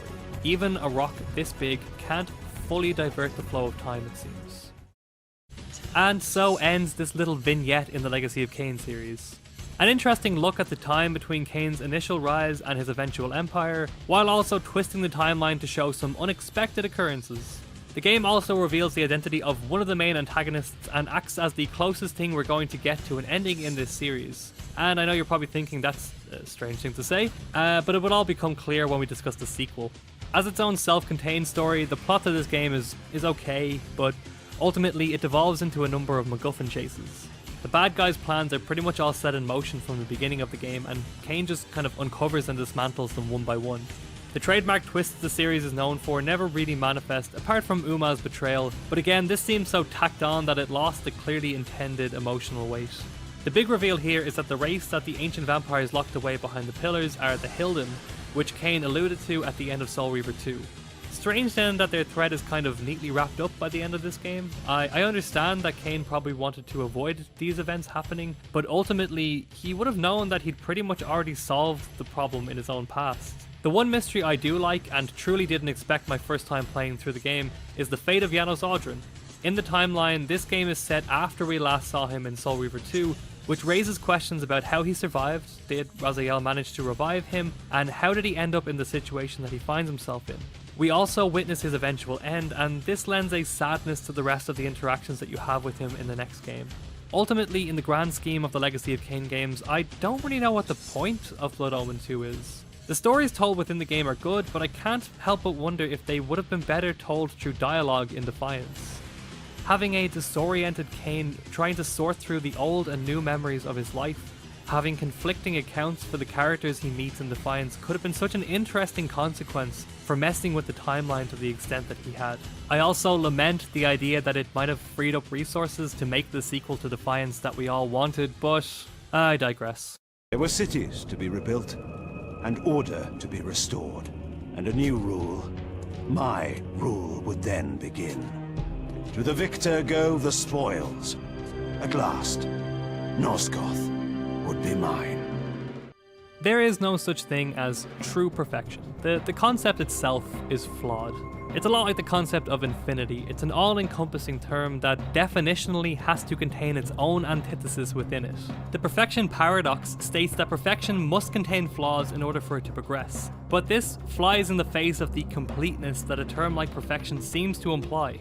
Well, if they were alive today, Blood Omen 2 would be the imperfection that Empedocles would show Aristotle to prove the perfection of the Legacy of Kain series right before owning him on 200cc Rainbow Road. Probably. Blood Omen 2 is for the truly diehard Legacy of Kain fans, the people who cannot get enough of the wibbly wobbly sucky sucky that the game offers. This is still another chapter in the world of Nosgoth, which is just an infinitely intriguing fantasy world to live in. That's what makes the lackluster attempt to tell a story in the universe taste all the more bitter. If you wanted to make a generic fantasy game, why use the Legacy of Kain IP? Oh yeah, never mind, because then no one would ever play this crap. As I've said, if you truly can't get enough of Kain and Nosgoth, then you can play through this. You'll facepalm, it will frustrate you, but you'll make it to the end. If that sounds as bad as I'm trying to portray it, then just read a synopsis on a wiki somewhere and go straight to Defiance. It's just a shame that someone managed to get their grubby hands on this IP and made what is essentially a vanity project. You can tell Amy Hennig didn't write this game, and Amy, if you're listening to this, please just finish the story of Legacy of Kain in book form or something. I'll even learn to read if that's what it takes. Thankfully, however, this game does no harm to the overall impression that the Legacy of Kain leaves on the history of video games. The story doesn't venture off so absurdly or create enough plot holes or dips in logic that it ruins the rest of the game. And to be perfectly honest, the story, even though the presentation of it isn't great, is one that does fit into the overall mythos and does have far-reaching consequences into both the past and future games. But Crystal Dynamics, if you're listening, the next time that you have a buggy, underdeveloped game that you don't think is going to sell well, don't drag my favorite IP into it, you sons of... So that was the Blood Omen 2 video. I hope that you enjoyed it. Like I said, we've set up our Discord server now, so if anyone wants to drop in, you can use the general chat to come by and say hello and all that good stuff. And there's also a dedicated Legacy of Kain channel up for the next couple of weeks so that people can just drop in and, you know, we can talk about our fan theories and just discuss the games, and just a little place where we can all nerd out over it while this series is still going on. If you made it to the end of the video, as always, you are an absolute champ and I appreciate you dearly. I hope to have the next video out quite soon where we're going to finally discuss Legacy of Kain Defiance, and I think it's going to be a little bit of a longer one, as we're going to go in depth into all of the complications and go right back to the first game if needs be to fully grasp the gravity of everything that happens in that game. So I hope that you look forward to it, and I hope that you'll drop by to watch it. As I said before, you can subscribe down below if you want to be notified when it comes out, and you can press the bell icon and you'll just your phone will tell you. Your phone will tell you when I've finished bothering to make the video. As always, thank you so much for watching, and keep hacking away at that backlog. And then I go and spoil it all by doing something stupid like add tank controls.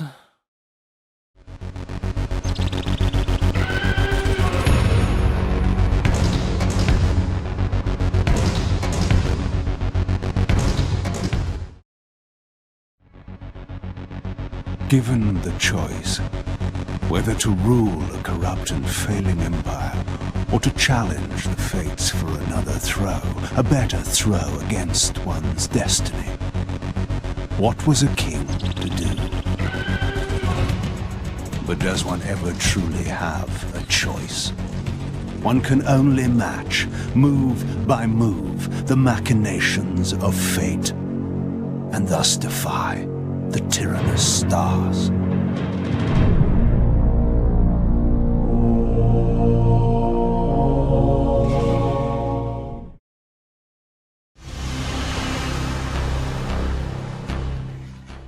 As the classical masters, such as Donatello and probably more famously Da Vinci, started to leave behind unfinished works, people started to become more and more enamored with the raw expression of unfinished or unpolished artwork. Eventually, this led to a trend of artists purposely leaving artwork unfinished, loosely referred to as non-finito, which translated into English literally means not finished. People's obsession with unfinished pieces of art tends to stem from the idea of getting closer to the artist, as it lets you see behind the curtain somewhat, creating a place of shared knowledge between you and the creator about the process that they use to manifest their work. Some good examples of unfinished art include The Adoration of the Magi, Franz Schubert's Symphony No. 8, and it's what's going to happen to Game of Thrones if George doesn't swap out the fork for a pen and get the head down. So in this final episode on the Legacy of Kain series, we're going to explore the final piece of this unfinished work, tracing back its ties to previous games in the series, as well as speculating on what could have been. Welcome to this very special episode of the Steam Pilgrimage as we discuss the Legacy of Kain. If you want to watch all of the episodes before this one, there's a link to the entire playlist down below. And if you really like this video and you want to follow the channel, maybe consider subscribing and turning on the bell notifications to be notified whenever there's a new video out. Also, you can join the new Discord server where there is a dedicated Legacy of Kain channel to go and nerd out about the series. If you feel like airing all of your grievances about everything that I'm probably going to miss or get dead wrong in this video, then I'll be there to receive your abuse. And finally, before we get into the meat of this video, please know that there will be casual spoilers for every entry in the series so far. Defiance was released just over 2 years after Soul Reaver 2, and about a year and a half after Blood Omen 2, so to say that these games were being rushed out is an understatement. The game takes place directly after the events of Soul Reaver 2, but the effects of the latest shift to the timelines can still be felt. For the first time, you control both Kain and Raziel in separate points along the fourth and final known timeline, with Kain still in the time of Yenos Audren's death, 500 years before the Pillar's collapse, and Raziel acting roughly during the time of Kain's initial slaughtering of the 9 Guardians. Both characters have to piece together the mystery at play from their own perspectives, and this is the first time that both characters are equally as informed or uninformed of what's truly going on, exploring similar locations at different periods of time. But before we start to pick through the different aspects of this game's narrative, we first have to talk about how it plays in comparison to the other games in the series. If you're just here for the narrative discussion, you can check out the timestamps in the description and skip to whichever part catches your fancy. My analytics be damned. The mighty Kain, scion of balance, would-be savior of Nosgoth, surrenders before the final battle even begins! Very well. If this will make you see reason. It seems like with every entry in the series, the gameplay takes both a step forward and backwards, introducing bold new ideas and then discarding the impact of these ideas with questionable design choices. The problem is never really that the games don't work, it's just that what the devs were going for is too often not thought through or tested properly for how fun the systems are. The original Blood Omen was an engaging romp through the world of Nosgoth, but the power-ups you would eventually come by would break the game and lead to the latter half being a complete breeze. Soul Reaver made the leap into 3D and brought about one of the most innovative systems in the form of the shifting mechanics. But the combat suffered greatly, becoming mainly a mild annoyance halting your progress, rather than a facet of the game that you wanted to engage with. Soul Reaver 2 added in new puzzle mechanics, but an overall lack of polish, as well as most of the features being cut content, made the game feel like a short continuation from Soul Reaver 1, rather than a big step forward. And finally, Blood Omen 2 got made. Okay, I guess they don't all have good qualities, but you get what I mean. Following this trend, Defiance fixes one of the main problems that has plagued the series for a long time: the combat system. Combat in this game is silky smooth, with your character snapping to whichever poor enemy happens to be in the direction you're moving while pressing the attack button. Instead of a lock-on system, you now enter a battle mode, with the camera pulling right back to show at least the most dangerous and closest enemies on screen at all times. You now have a bunch of new ways to deal with your foes, including a very powerful telekinesis move, which you can use to throw enemies onto spikes, and the ability to air juggle. The game almost plays like a proto-Arkham style fighting system, with you jumping back and forth between enemies trying to interrupt their attacks and dodging when necessary. This new camera system works perfectly for the combat sections. But the downside to this is that these fixed camera angles are present throughout the entire game. You can now only move the camera from its fixed position, which makes platforming sections an absolute nightmare, as the camera is almost always at an angle that makes it difficult to judge either the height or the depth of the jump. It's also used in a very obtuse way to hide power-ups and collectibles, with many of them being hidden literally just out of view in the corners of rooms. Using the finicky camera system in this way to hide collectibles kind of pulled me out of the experience, as it reminded me that I'm playing a game. If Kain was in this room, he could see this collectible, no problem, but I have to pan the camera manually to find it, and it didn't do much to help immersion. If all of this is starting to sound kind of familiar, it's because this system seems to be completely ripped off from the original Devil May Cry. The fixed camera angles and the multi-enemy arenas that have to be cleared before the door will open is almost a complete replica of the original Devil May Cry's gameplay mechanics. The structure of play is also very similar. The game is somewhat split up into levels, as you'll play a chunk as one character before swapping back to the next. But these levels, and sometimes several levels in a row, will take place in a single area with backtracking and shortcuts opening up when you activate certain switches or you find keys to open doors.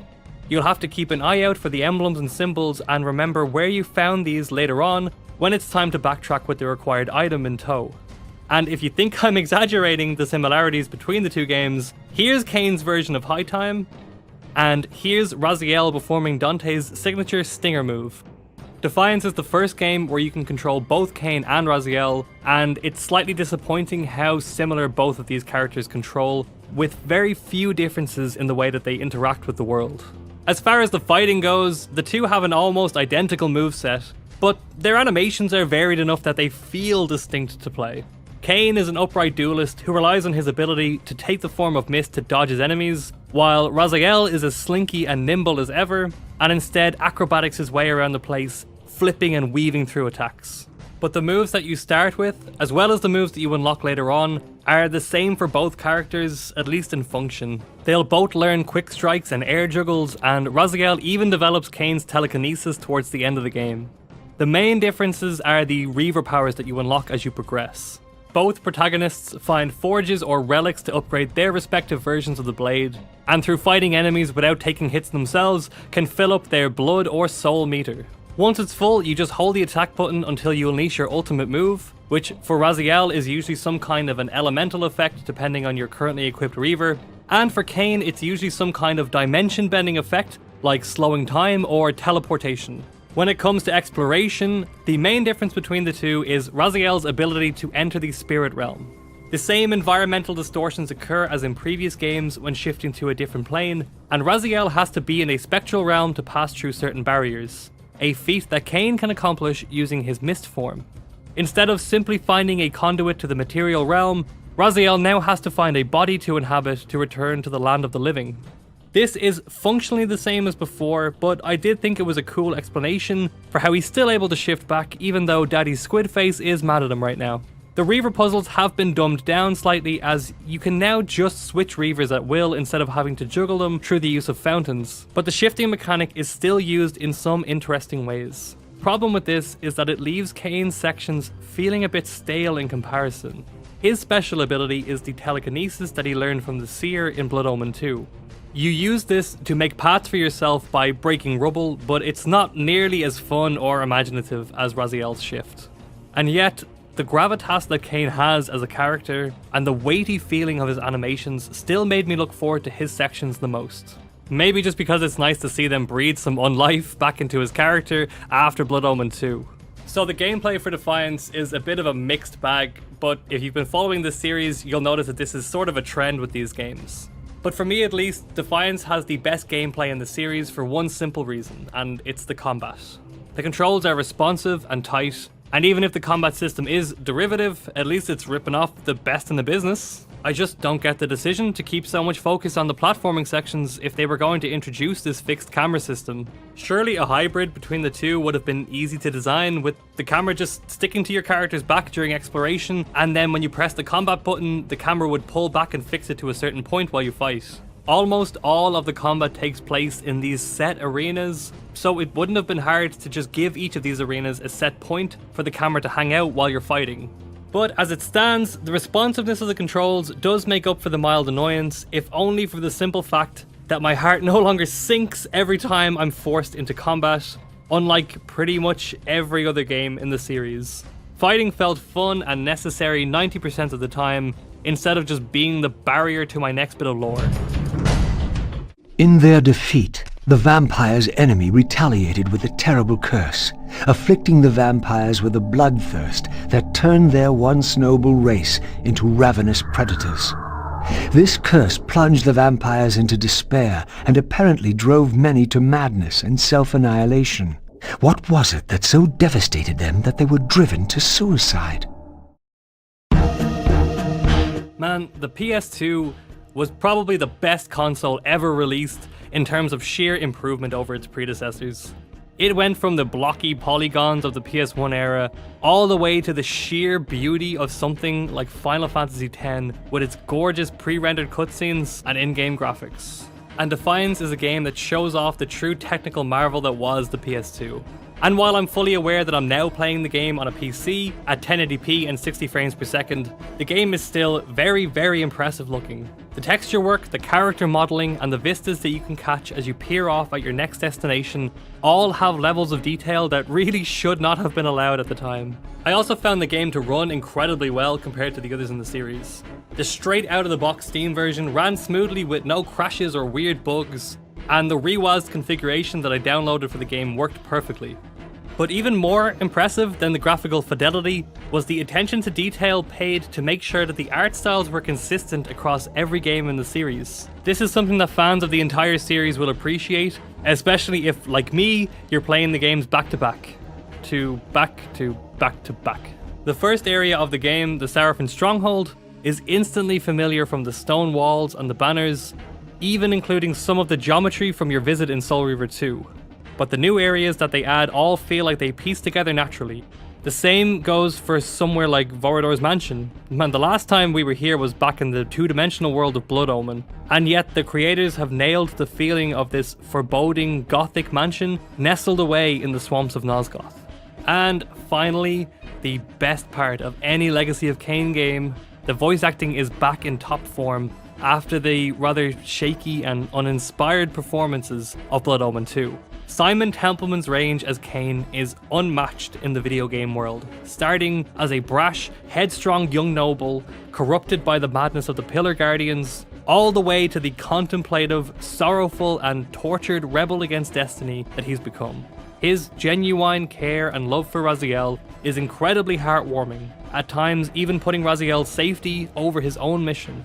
Kain's familial bond with his progeny shine through in the almost tender way that he tries to convince Raziel to finally start seeing him as an ally. You must trust me, Raziel. Our intentions, for Nosgoth, for our futures, are not so diverse.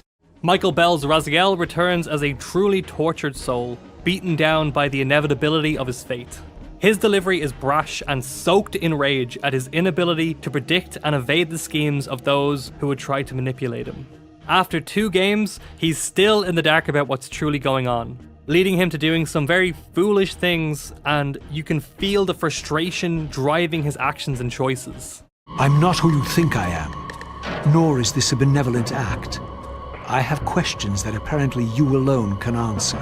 Richard Doyle and Tony J do a great job of playing the smug villains of the piece in the forms of Mobius the Time Streamer and the Elder God respectively.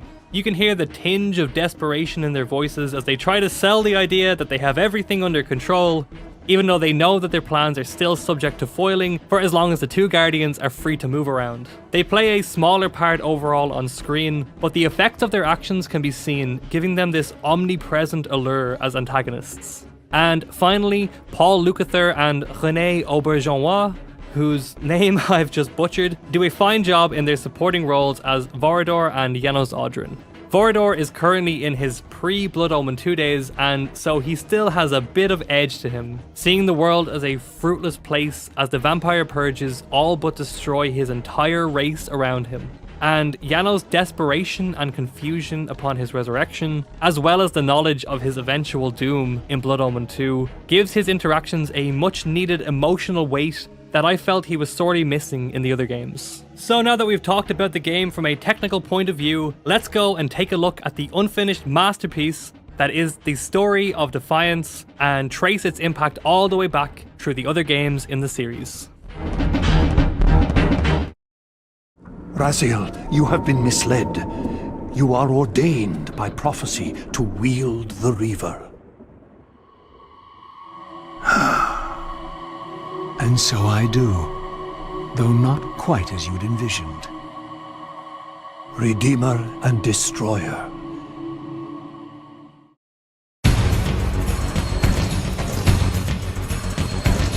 I've always been a big fan of the time travel mechanics in the Legacy of Kain games. The deterministic way that the writers view the timeline allows them to add poignant, dramatic moments while keeping the main events intact and stopping the story from becoming overly convoluted.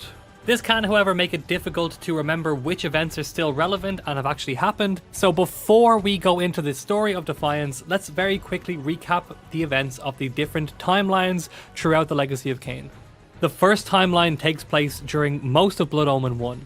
This timeline includes the battle between the Hilden and the ancient vampires, the creation of the Pillars, the first vampire genocide, and the guardianship of the Pillars being taken over by the humans until Kain's rise. This timeline contains the blueprint for most of the big moments, and all of the timelines share these events. This changes at the moment Kain travels back in time to avoid dying to the Nemesis army during the Battle of the Last Stand. Kain meets a young William the Just, and as two incarnations of the Reaver meet each other, William is struck down some 50 years before that devastating battle could occur. This causes a temporal distortion and leads to the second vampire purges, which end with Vorador's death and drives Kain's ambition to take over all of Nosgoth. This second timeline encompasses the events of the canon ending of Blood Omen 1 and all of the events of Soul Reaver 1. Kain's empire, Raziel's death, and the return to the time before the Pillar's corruption all take place in this set of events. Notably missing is the rise of the Sarafan Lord and the defeat of Kain, which takes place in the time between Blood Omen and Soul Reaver, but hasn't happened in this series of events. Probably the longest lived timeline in the games, it does eventually change when Raziel overcomes his destiny by refusing to kill Kain in William's chamber during the events of Soul Reaver 2, triggering a third timeline to manifest. Finally, the last timeline comes about at the end of Soul Reaver 2, as Kain, who is now still present in the universe thanks to Raziel's refusal to kill him, intervenes at the moment Raziel is supposed to inhabit the Reaver. This is probably the most devastating to the timeline, as it essentially adds all of the events of Blood Omen 2 between the fall of the Pillars and Kain's empire rising. Raziel not entering the Reaver left it incomplete, weakening the seal on the Pillars and allowing the Hilden to escape their prison. But eventually the timeline reasserts itself, and with these events safely in Kain's past, but still around 700 years into the universe's future, we begin the game. Okay, are we all caught up? Good. Let's start with Kain's half of the story. The game has you skipping back and forth, but for ease plotting out the events, we'll take it one character at a time for now. We begin as Kain seeks out Mobius in the Sarafan stronghold, hoping that he has information about Raziel's whereabouts. While exploring the stronghold, he finds part of a talisman that seems to empower the Reaver with some special abilities. Kain eventually tracks down his prey, who seems to be talking to some unseen master. But before he can attack, Mobius incapacitates him with the same staff he used against Raziel's Wraithblade in Soul Reaver 2. As he leaves, he tells Kain that there are still things to uncover about his destiny. Eventually, in a tower at the top of the stronghold, Kain gets the jump, but Mobius simply mocks him by explaining that they both know that this is not where he's supposed to die. Instead, he directs Kain to an old vampire citadel off in the mountains. When Kain arrives, he finds a chamber that requires the entire Reaver talisman to open, which leads him to a number of inactive elemental forges. In these forges, murals tell of the ancient prophecy of both the vampire and Hilden champions rising up and fighting against each other. From what Kain can gather from the murals, he thinks himself to be the fated vampire champion. However, the murals depict two distinct outcomes, and the overall winner is not clear from the prophecy. Once the talisman is complete, Kain is finally able to open the chamber and finds only a pool of water. The Elder God, speaking through this conduit, convinces Kain to enter a portal 500 years into the future, claiming that Raziel is currently in Avernus at the time of Kain's original conquest there.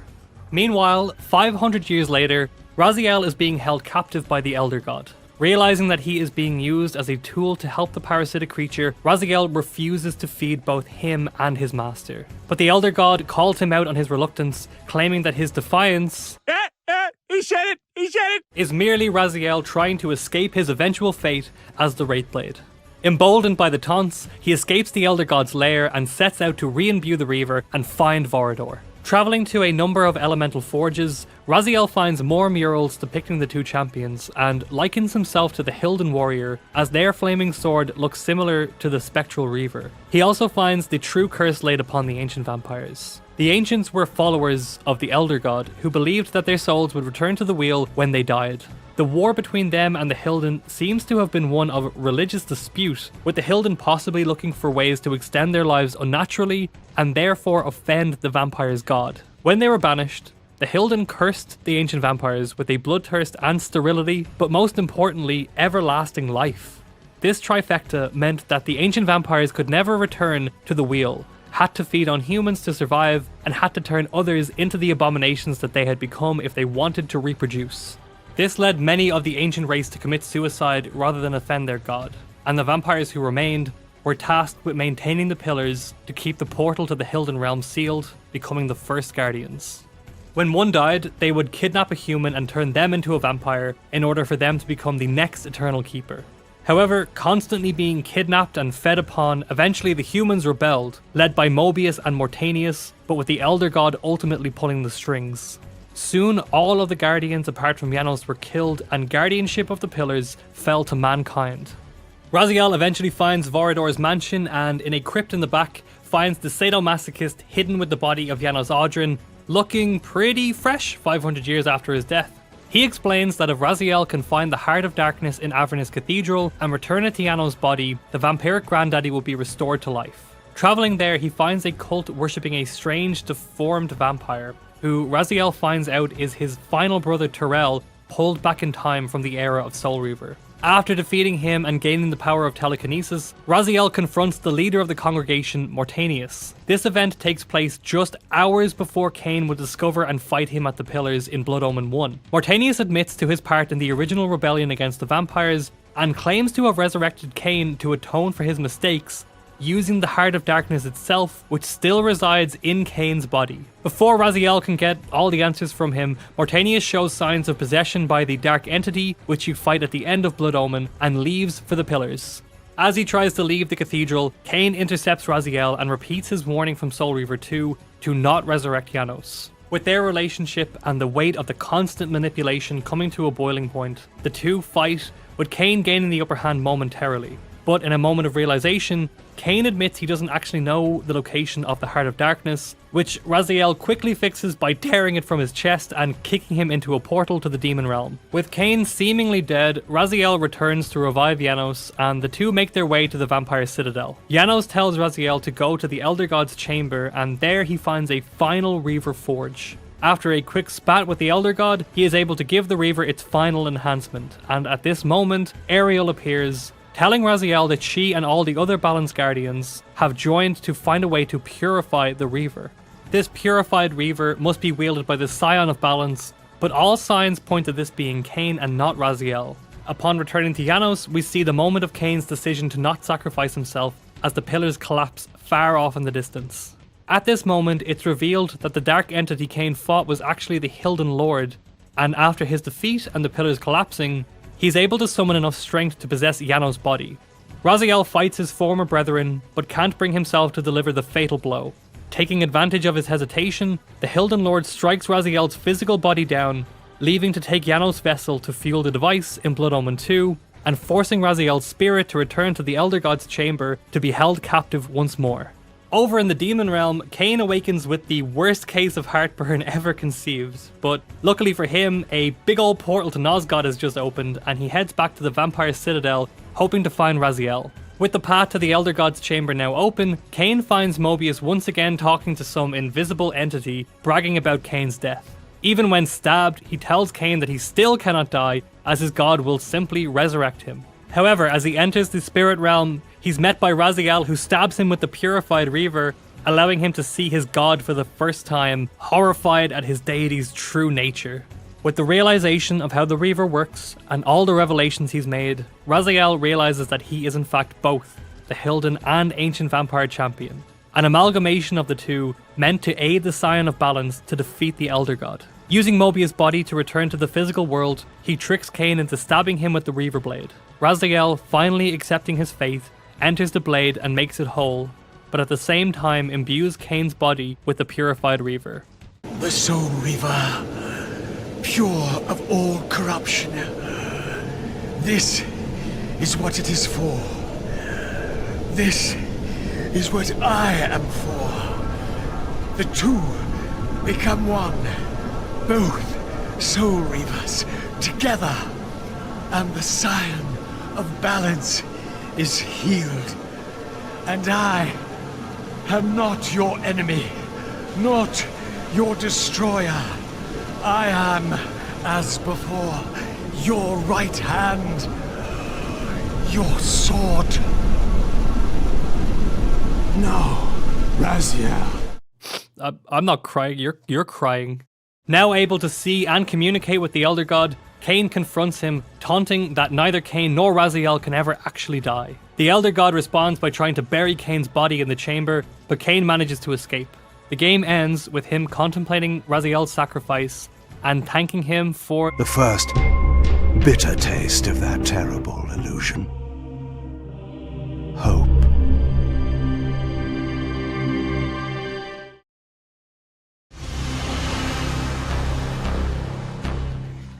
So now the story is primed for Kain's final rebellion against the Elder God, the manipulative parasite that seems to have orchestrated almost every event in Nosgoth's history since at least the Vampire Hilden War.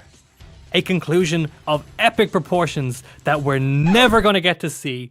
That's it, folks. Show's over. You don't have to go home, but you can't stay here. Okay, that's not very productive. So what exactly do we know about the planned sequel to Defiance named Dark Prophecy? Thankfully, there's a lot of concept and interviews about the game that give us some insight into what could have been. From various interviews with different developers, mainly artists working on new concepts for the game, interestingly enough, it seems that Dark Prophecy would have involved Kain travelling to the Hilden Realm, possibly to save Janos Audron. The idea of having another dual protagonist story was also floated around, with older Kain helping his post-Blood Omen 2 self from the Demon Realm. Other bits of gossip and hearsay suggest Kain may have cut a swath through the main parts of his personal history, righting all the wrongs using his newfound free will to affect the timeline. There were talks of having Raziel appear in the sequel, possibly to give counsel as an apparition that Kain could speak to through the Soul Reaver. This idea was shot down, and probably for the best. Raziel, having finally accepted his fate, experiencing both the beginning of his imprisonment in the Reaver and watching his eventual release at some point in his future simultaneously, would have been ruined by his return. He fulfilled his role as both Redeemer and Destroyer and laid out the path for reconciling the two factions by embodying both of their champions. But that does leave us with an interesting concept. Kain now holds the Soul Reaver at the exact moment of its infusion with Raziel, meaning that theoretically he would have to travel back in time to make sure that the Reaver is present at all of the pivotal moments that he needs it to be in order for the timeline to work the way that he wants it to. This could have actually been a really interesting take for the final game, having Kain go back to the major events of Nosgoth's past and flipping the script, becoming the Great Manipulator and making sure that the timeline now bends to his will while keeping the main events intact. He could have used this to enact revenge, or stop himself from going mad and going through with the sacrifice. Or possibly he could have went far, far back to the original war and unite the Hilden and ancient vampires against the Elder God. This makes a lot of sense given Kain's title as the Scion of Balance. All of these different possible narrative threads though have been pulled from various interviews with different writers at different points in time, so there's no real way to know if any of this was written down or planned out from the beginning and which part of it is actually what would have happened had the sequel gotten a release. Apart from Dark Prophecy, another game was in development in 2010 called Dead Sun. The game was set to be a launch title for the PS4 but was cancelled about 2 years into development. Dead Sun seemed to be set in a distant future in Nosgoth where the vampires have evolved to be a kind of vampire-wraith hybrid.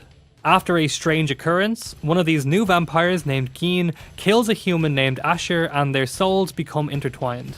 Presumably these characters would serve as surrogates for Kain and Raziel, maybe following a destiny similar to theirs. The Elder God was heavily implied to have been the antagonist for the game, so maybe they would have finished the story by reflecting on the consequences of Kain's decisions after Defiance. From what little footage we do have, I can see the main complaint being that this is a Legacy of Kain branded game because everything about it reeks of that early 2010s edgy grit that pervaded the video game landscape for a time. The eloquence of the dialogue and the subtle symbolism seem to have been replaced with over-the-top violence and a propensity for the word fuck. The game also featured an open world design which could have been really cool with the addition of the shifting mechanics, but tonally this just doesn't seem like a Legacy of Kain entry. Eventually in 2013, the world would receive another game in the series in the form of Nosgoth. Originally, the game was planned to be the multiplayer component to Dead Sun because, again, this was the early 2010s and every game had to have a multiplayer component. The game is set between Raziel's death and rebirth, with Kain now missing, having travelled through time in the Chronoplast, and the other vampire clans falling into a civil war. The humans use this time to rebel against their vampire masters and begin to fight back. The game was a simple team-based first-person shooter with one side playing as the vampires and the other as hunters in simple game modes like Team Deathmatch and King of the Hill. Unsurprisingly, the game was universally panned by fans of the Legacy of Kain series as being too much of a departure from the other game's narrative-driven focus, and as a cash grab using the Legacy of Kain franchise. And despite actually being free to play upon its release, never garnered much of a following. In June of 2016, the game was officially cancelled, with its servers being shut down and the game becoming basically unplayable after that. At this point, it's unlikely that we'll ever get a continuation of the main story, but one of the biggest enigmas that a sequel would have to tackle is the nature of the Elder God. He's been firmly set up as the big bad guy by now, but so much of his existence is shrouded in mystery. It's unlikely that he is actually a god, given his inability to kill both Kain and Raziel. So we have to ask the question, is the Wheel of Fate real? Time definitely seems to be a real force in the universe, with most people being unable to change fixed points in history, even having observed the outcome of such events. But under the Elder God's instruction, Mobius seems to have been able to manipulate events throughout history. This seems to imply that the Elder God can also affect the timeline in some way, as he is seen to have omnipresent knowledge throughout time. This is displayed when Raziel meets a younger version of the Elder God in Soul Reaver 2, who still seems to know who he is and what part of his personal timeline he's currently at. His eye, resembling the shape of an infinity symbol, is definitely no coincidence. The Elder God is often referred to as a parasite, with Raziel going as far as to say that he might be behind all of the strife in Nosgoth throughout time. And while there's certainly evidence to confirm this, it still doesn't hint at his origins. We don't know what happens to the spirits he consumes, and we don't know how souls come into being in the first place. If a soul is created when someone is born, then what would happen to those souls once the body dies if not eaten by the Elder God? Souls left to wander the underworld seem to degenerate, eventually becoming predators that feast off of weaker souls. So is this better than being eaten by the Elder God? No one knows what happens after you're consumed. Perhaps you really do return to the wheel, and the Elder God's maliciousness and deception are all just a means to a noble end.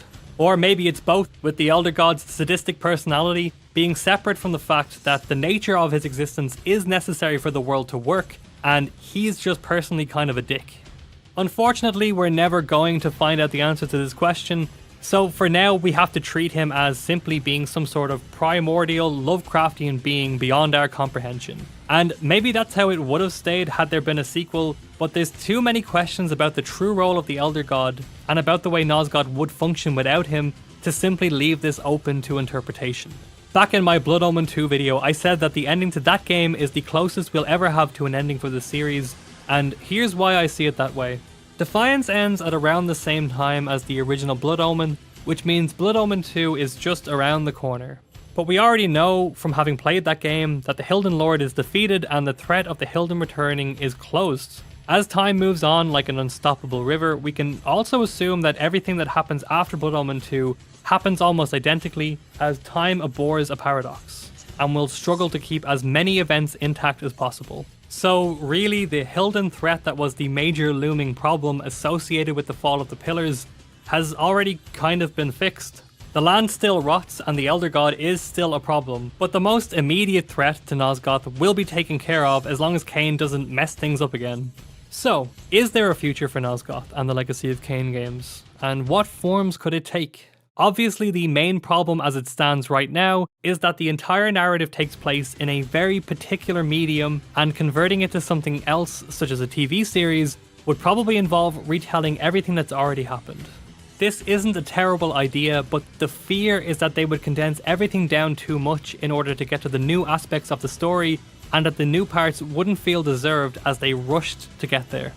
This could possibly be achieved in a more succinct way, in the form of a graphic novel, as the entire series could be recapped in a half a dozen issues, assuming the artist gave it the care and attention to detail to flesh out the characters and lore. The best way though to bring the entire series to a new generation would probably be in book form. The production for books is obviously a lot less than the other mediums, but this would require one of the writers, and by that I mean Amy Hennig, to sit down and write them, which she probably doesn't have the time to do right now. I think now the only way we'll get another game in the series is if there's a concerted effort to remake the original ones before releasing a new one, or we get a game like Dead Sun, which will be set in the universe but not a direct continuation. Neither of these options are really that appealing and probably wouldn't satisfy long-term fans of the series. If the games are remade, should this just be a remake of the graphics and gameplay, or a total restructuring of the entire series with different actors and abilities and a new way to tell the story? And would a spiritual sequel set in the same universe wrap up the story in a satisfying way while also being engaging on its own terms? It's truly a minefield, but my personal opinion is don't get your hopes up and instead enjoy the legacy of Kain for its non-finito beauty. And with that, we come to the end of this 5-part series on the rise, fall, and tragedy of the Legacy of Kain games. I hope you enjoyed watching. I know a series like this means different things to different people. For some of you, this may have been your first look into this legendary game franchise, and others were probably furious at all of the things that I missed or misinterpreted. Either way, I'm just glad I got to talk about this series and keep the torch going even just a little bit. If, like me, you love to talk, theorize, and pontificate about games like this, you can join me on my Discord server. The link is down below, and for the next few weeks there's going to be a dedicated Legacy of Kain channel just for chatting about that game. I'd love to see you all there where we can talk more about the potential future for the series. Even as recently as last October, there were rumours of a PS5 entry into the Legacy of Kain series, but they don't seem to have come to much. For now, we just have to revel in the mystery of the unknown and live in that space of shared uncertainty that this unfinished piece of art has left on the video game industry. Join me next time as my sub count plummets as I lose all the people who were just around for the Legacy of Kain ride. Next time, we're going to be taking a quick break for levity's sake and talk about the worst reviewed game on the Steam pilgrimage. Until then, thank you so much for watching and keep hacking away at that backlog.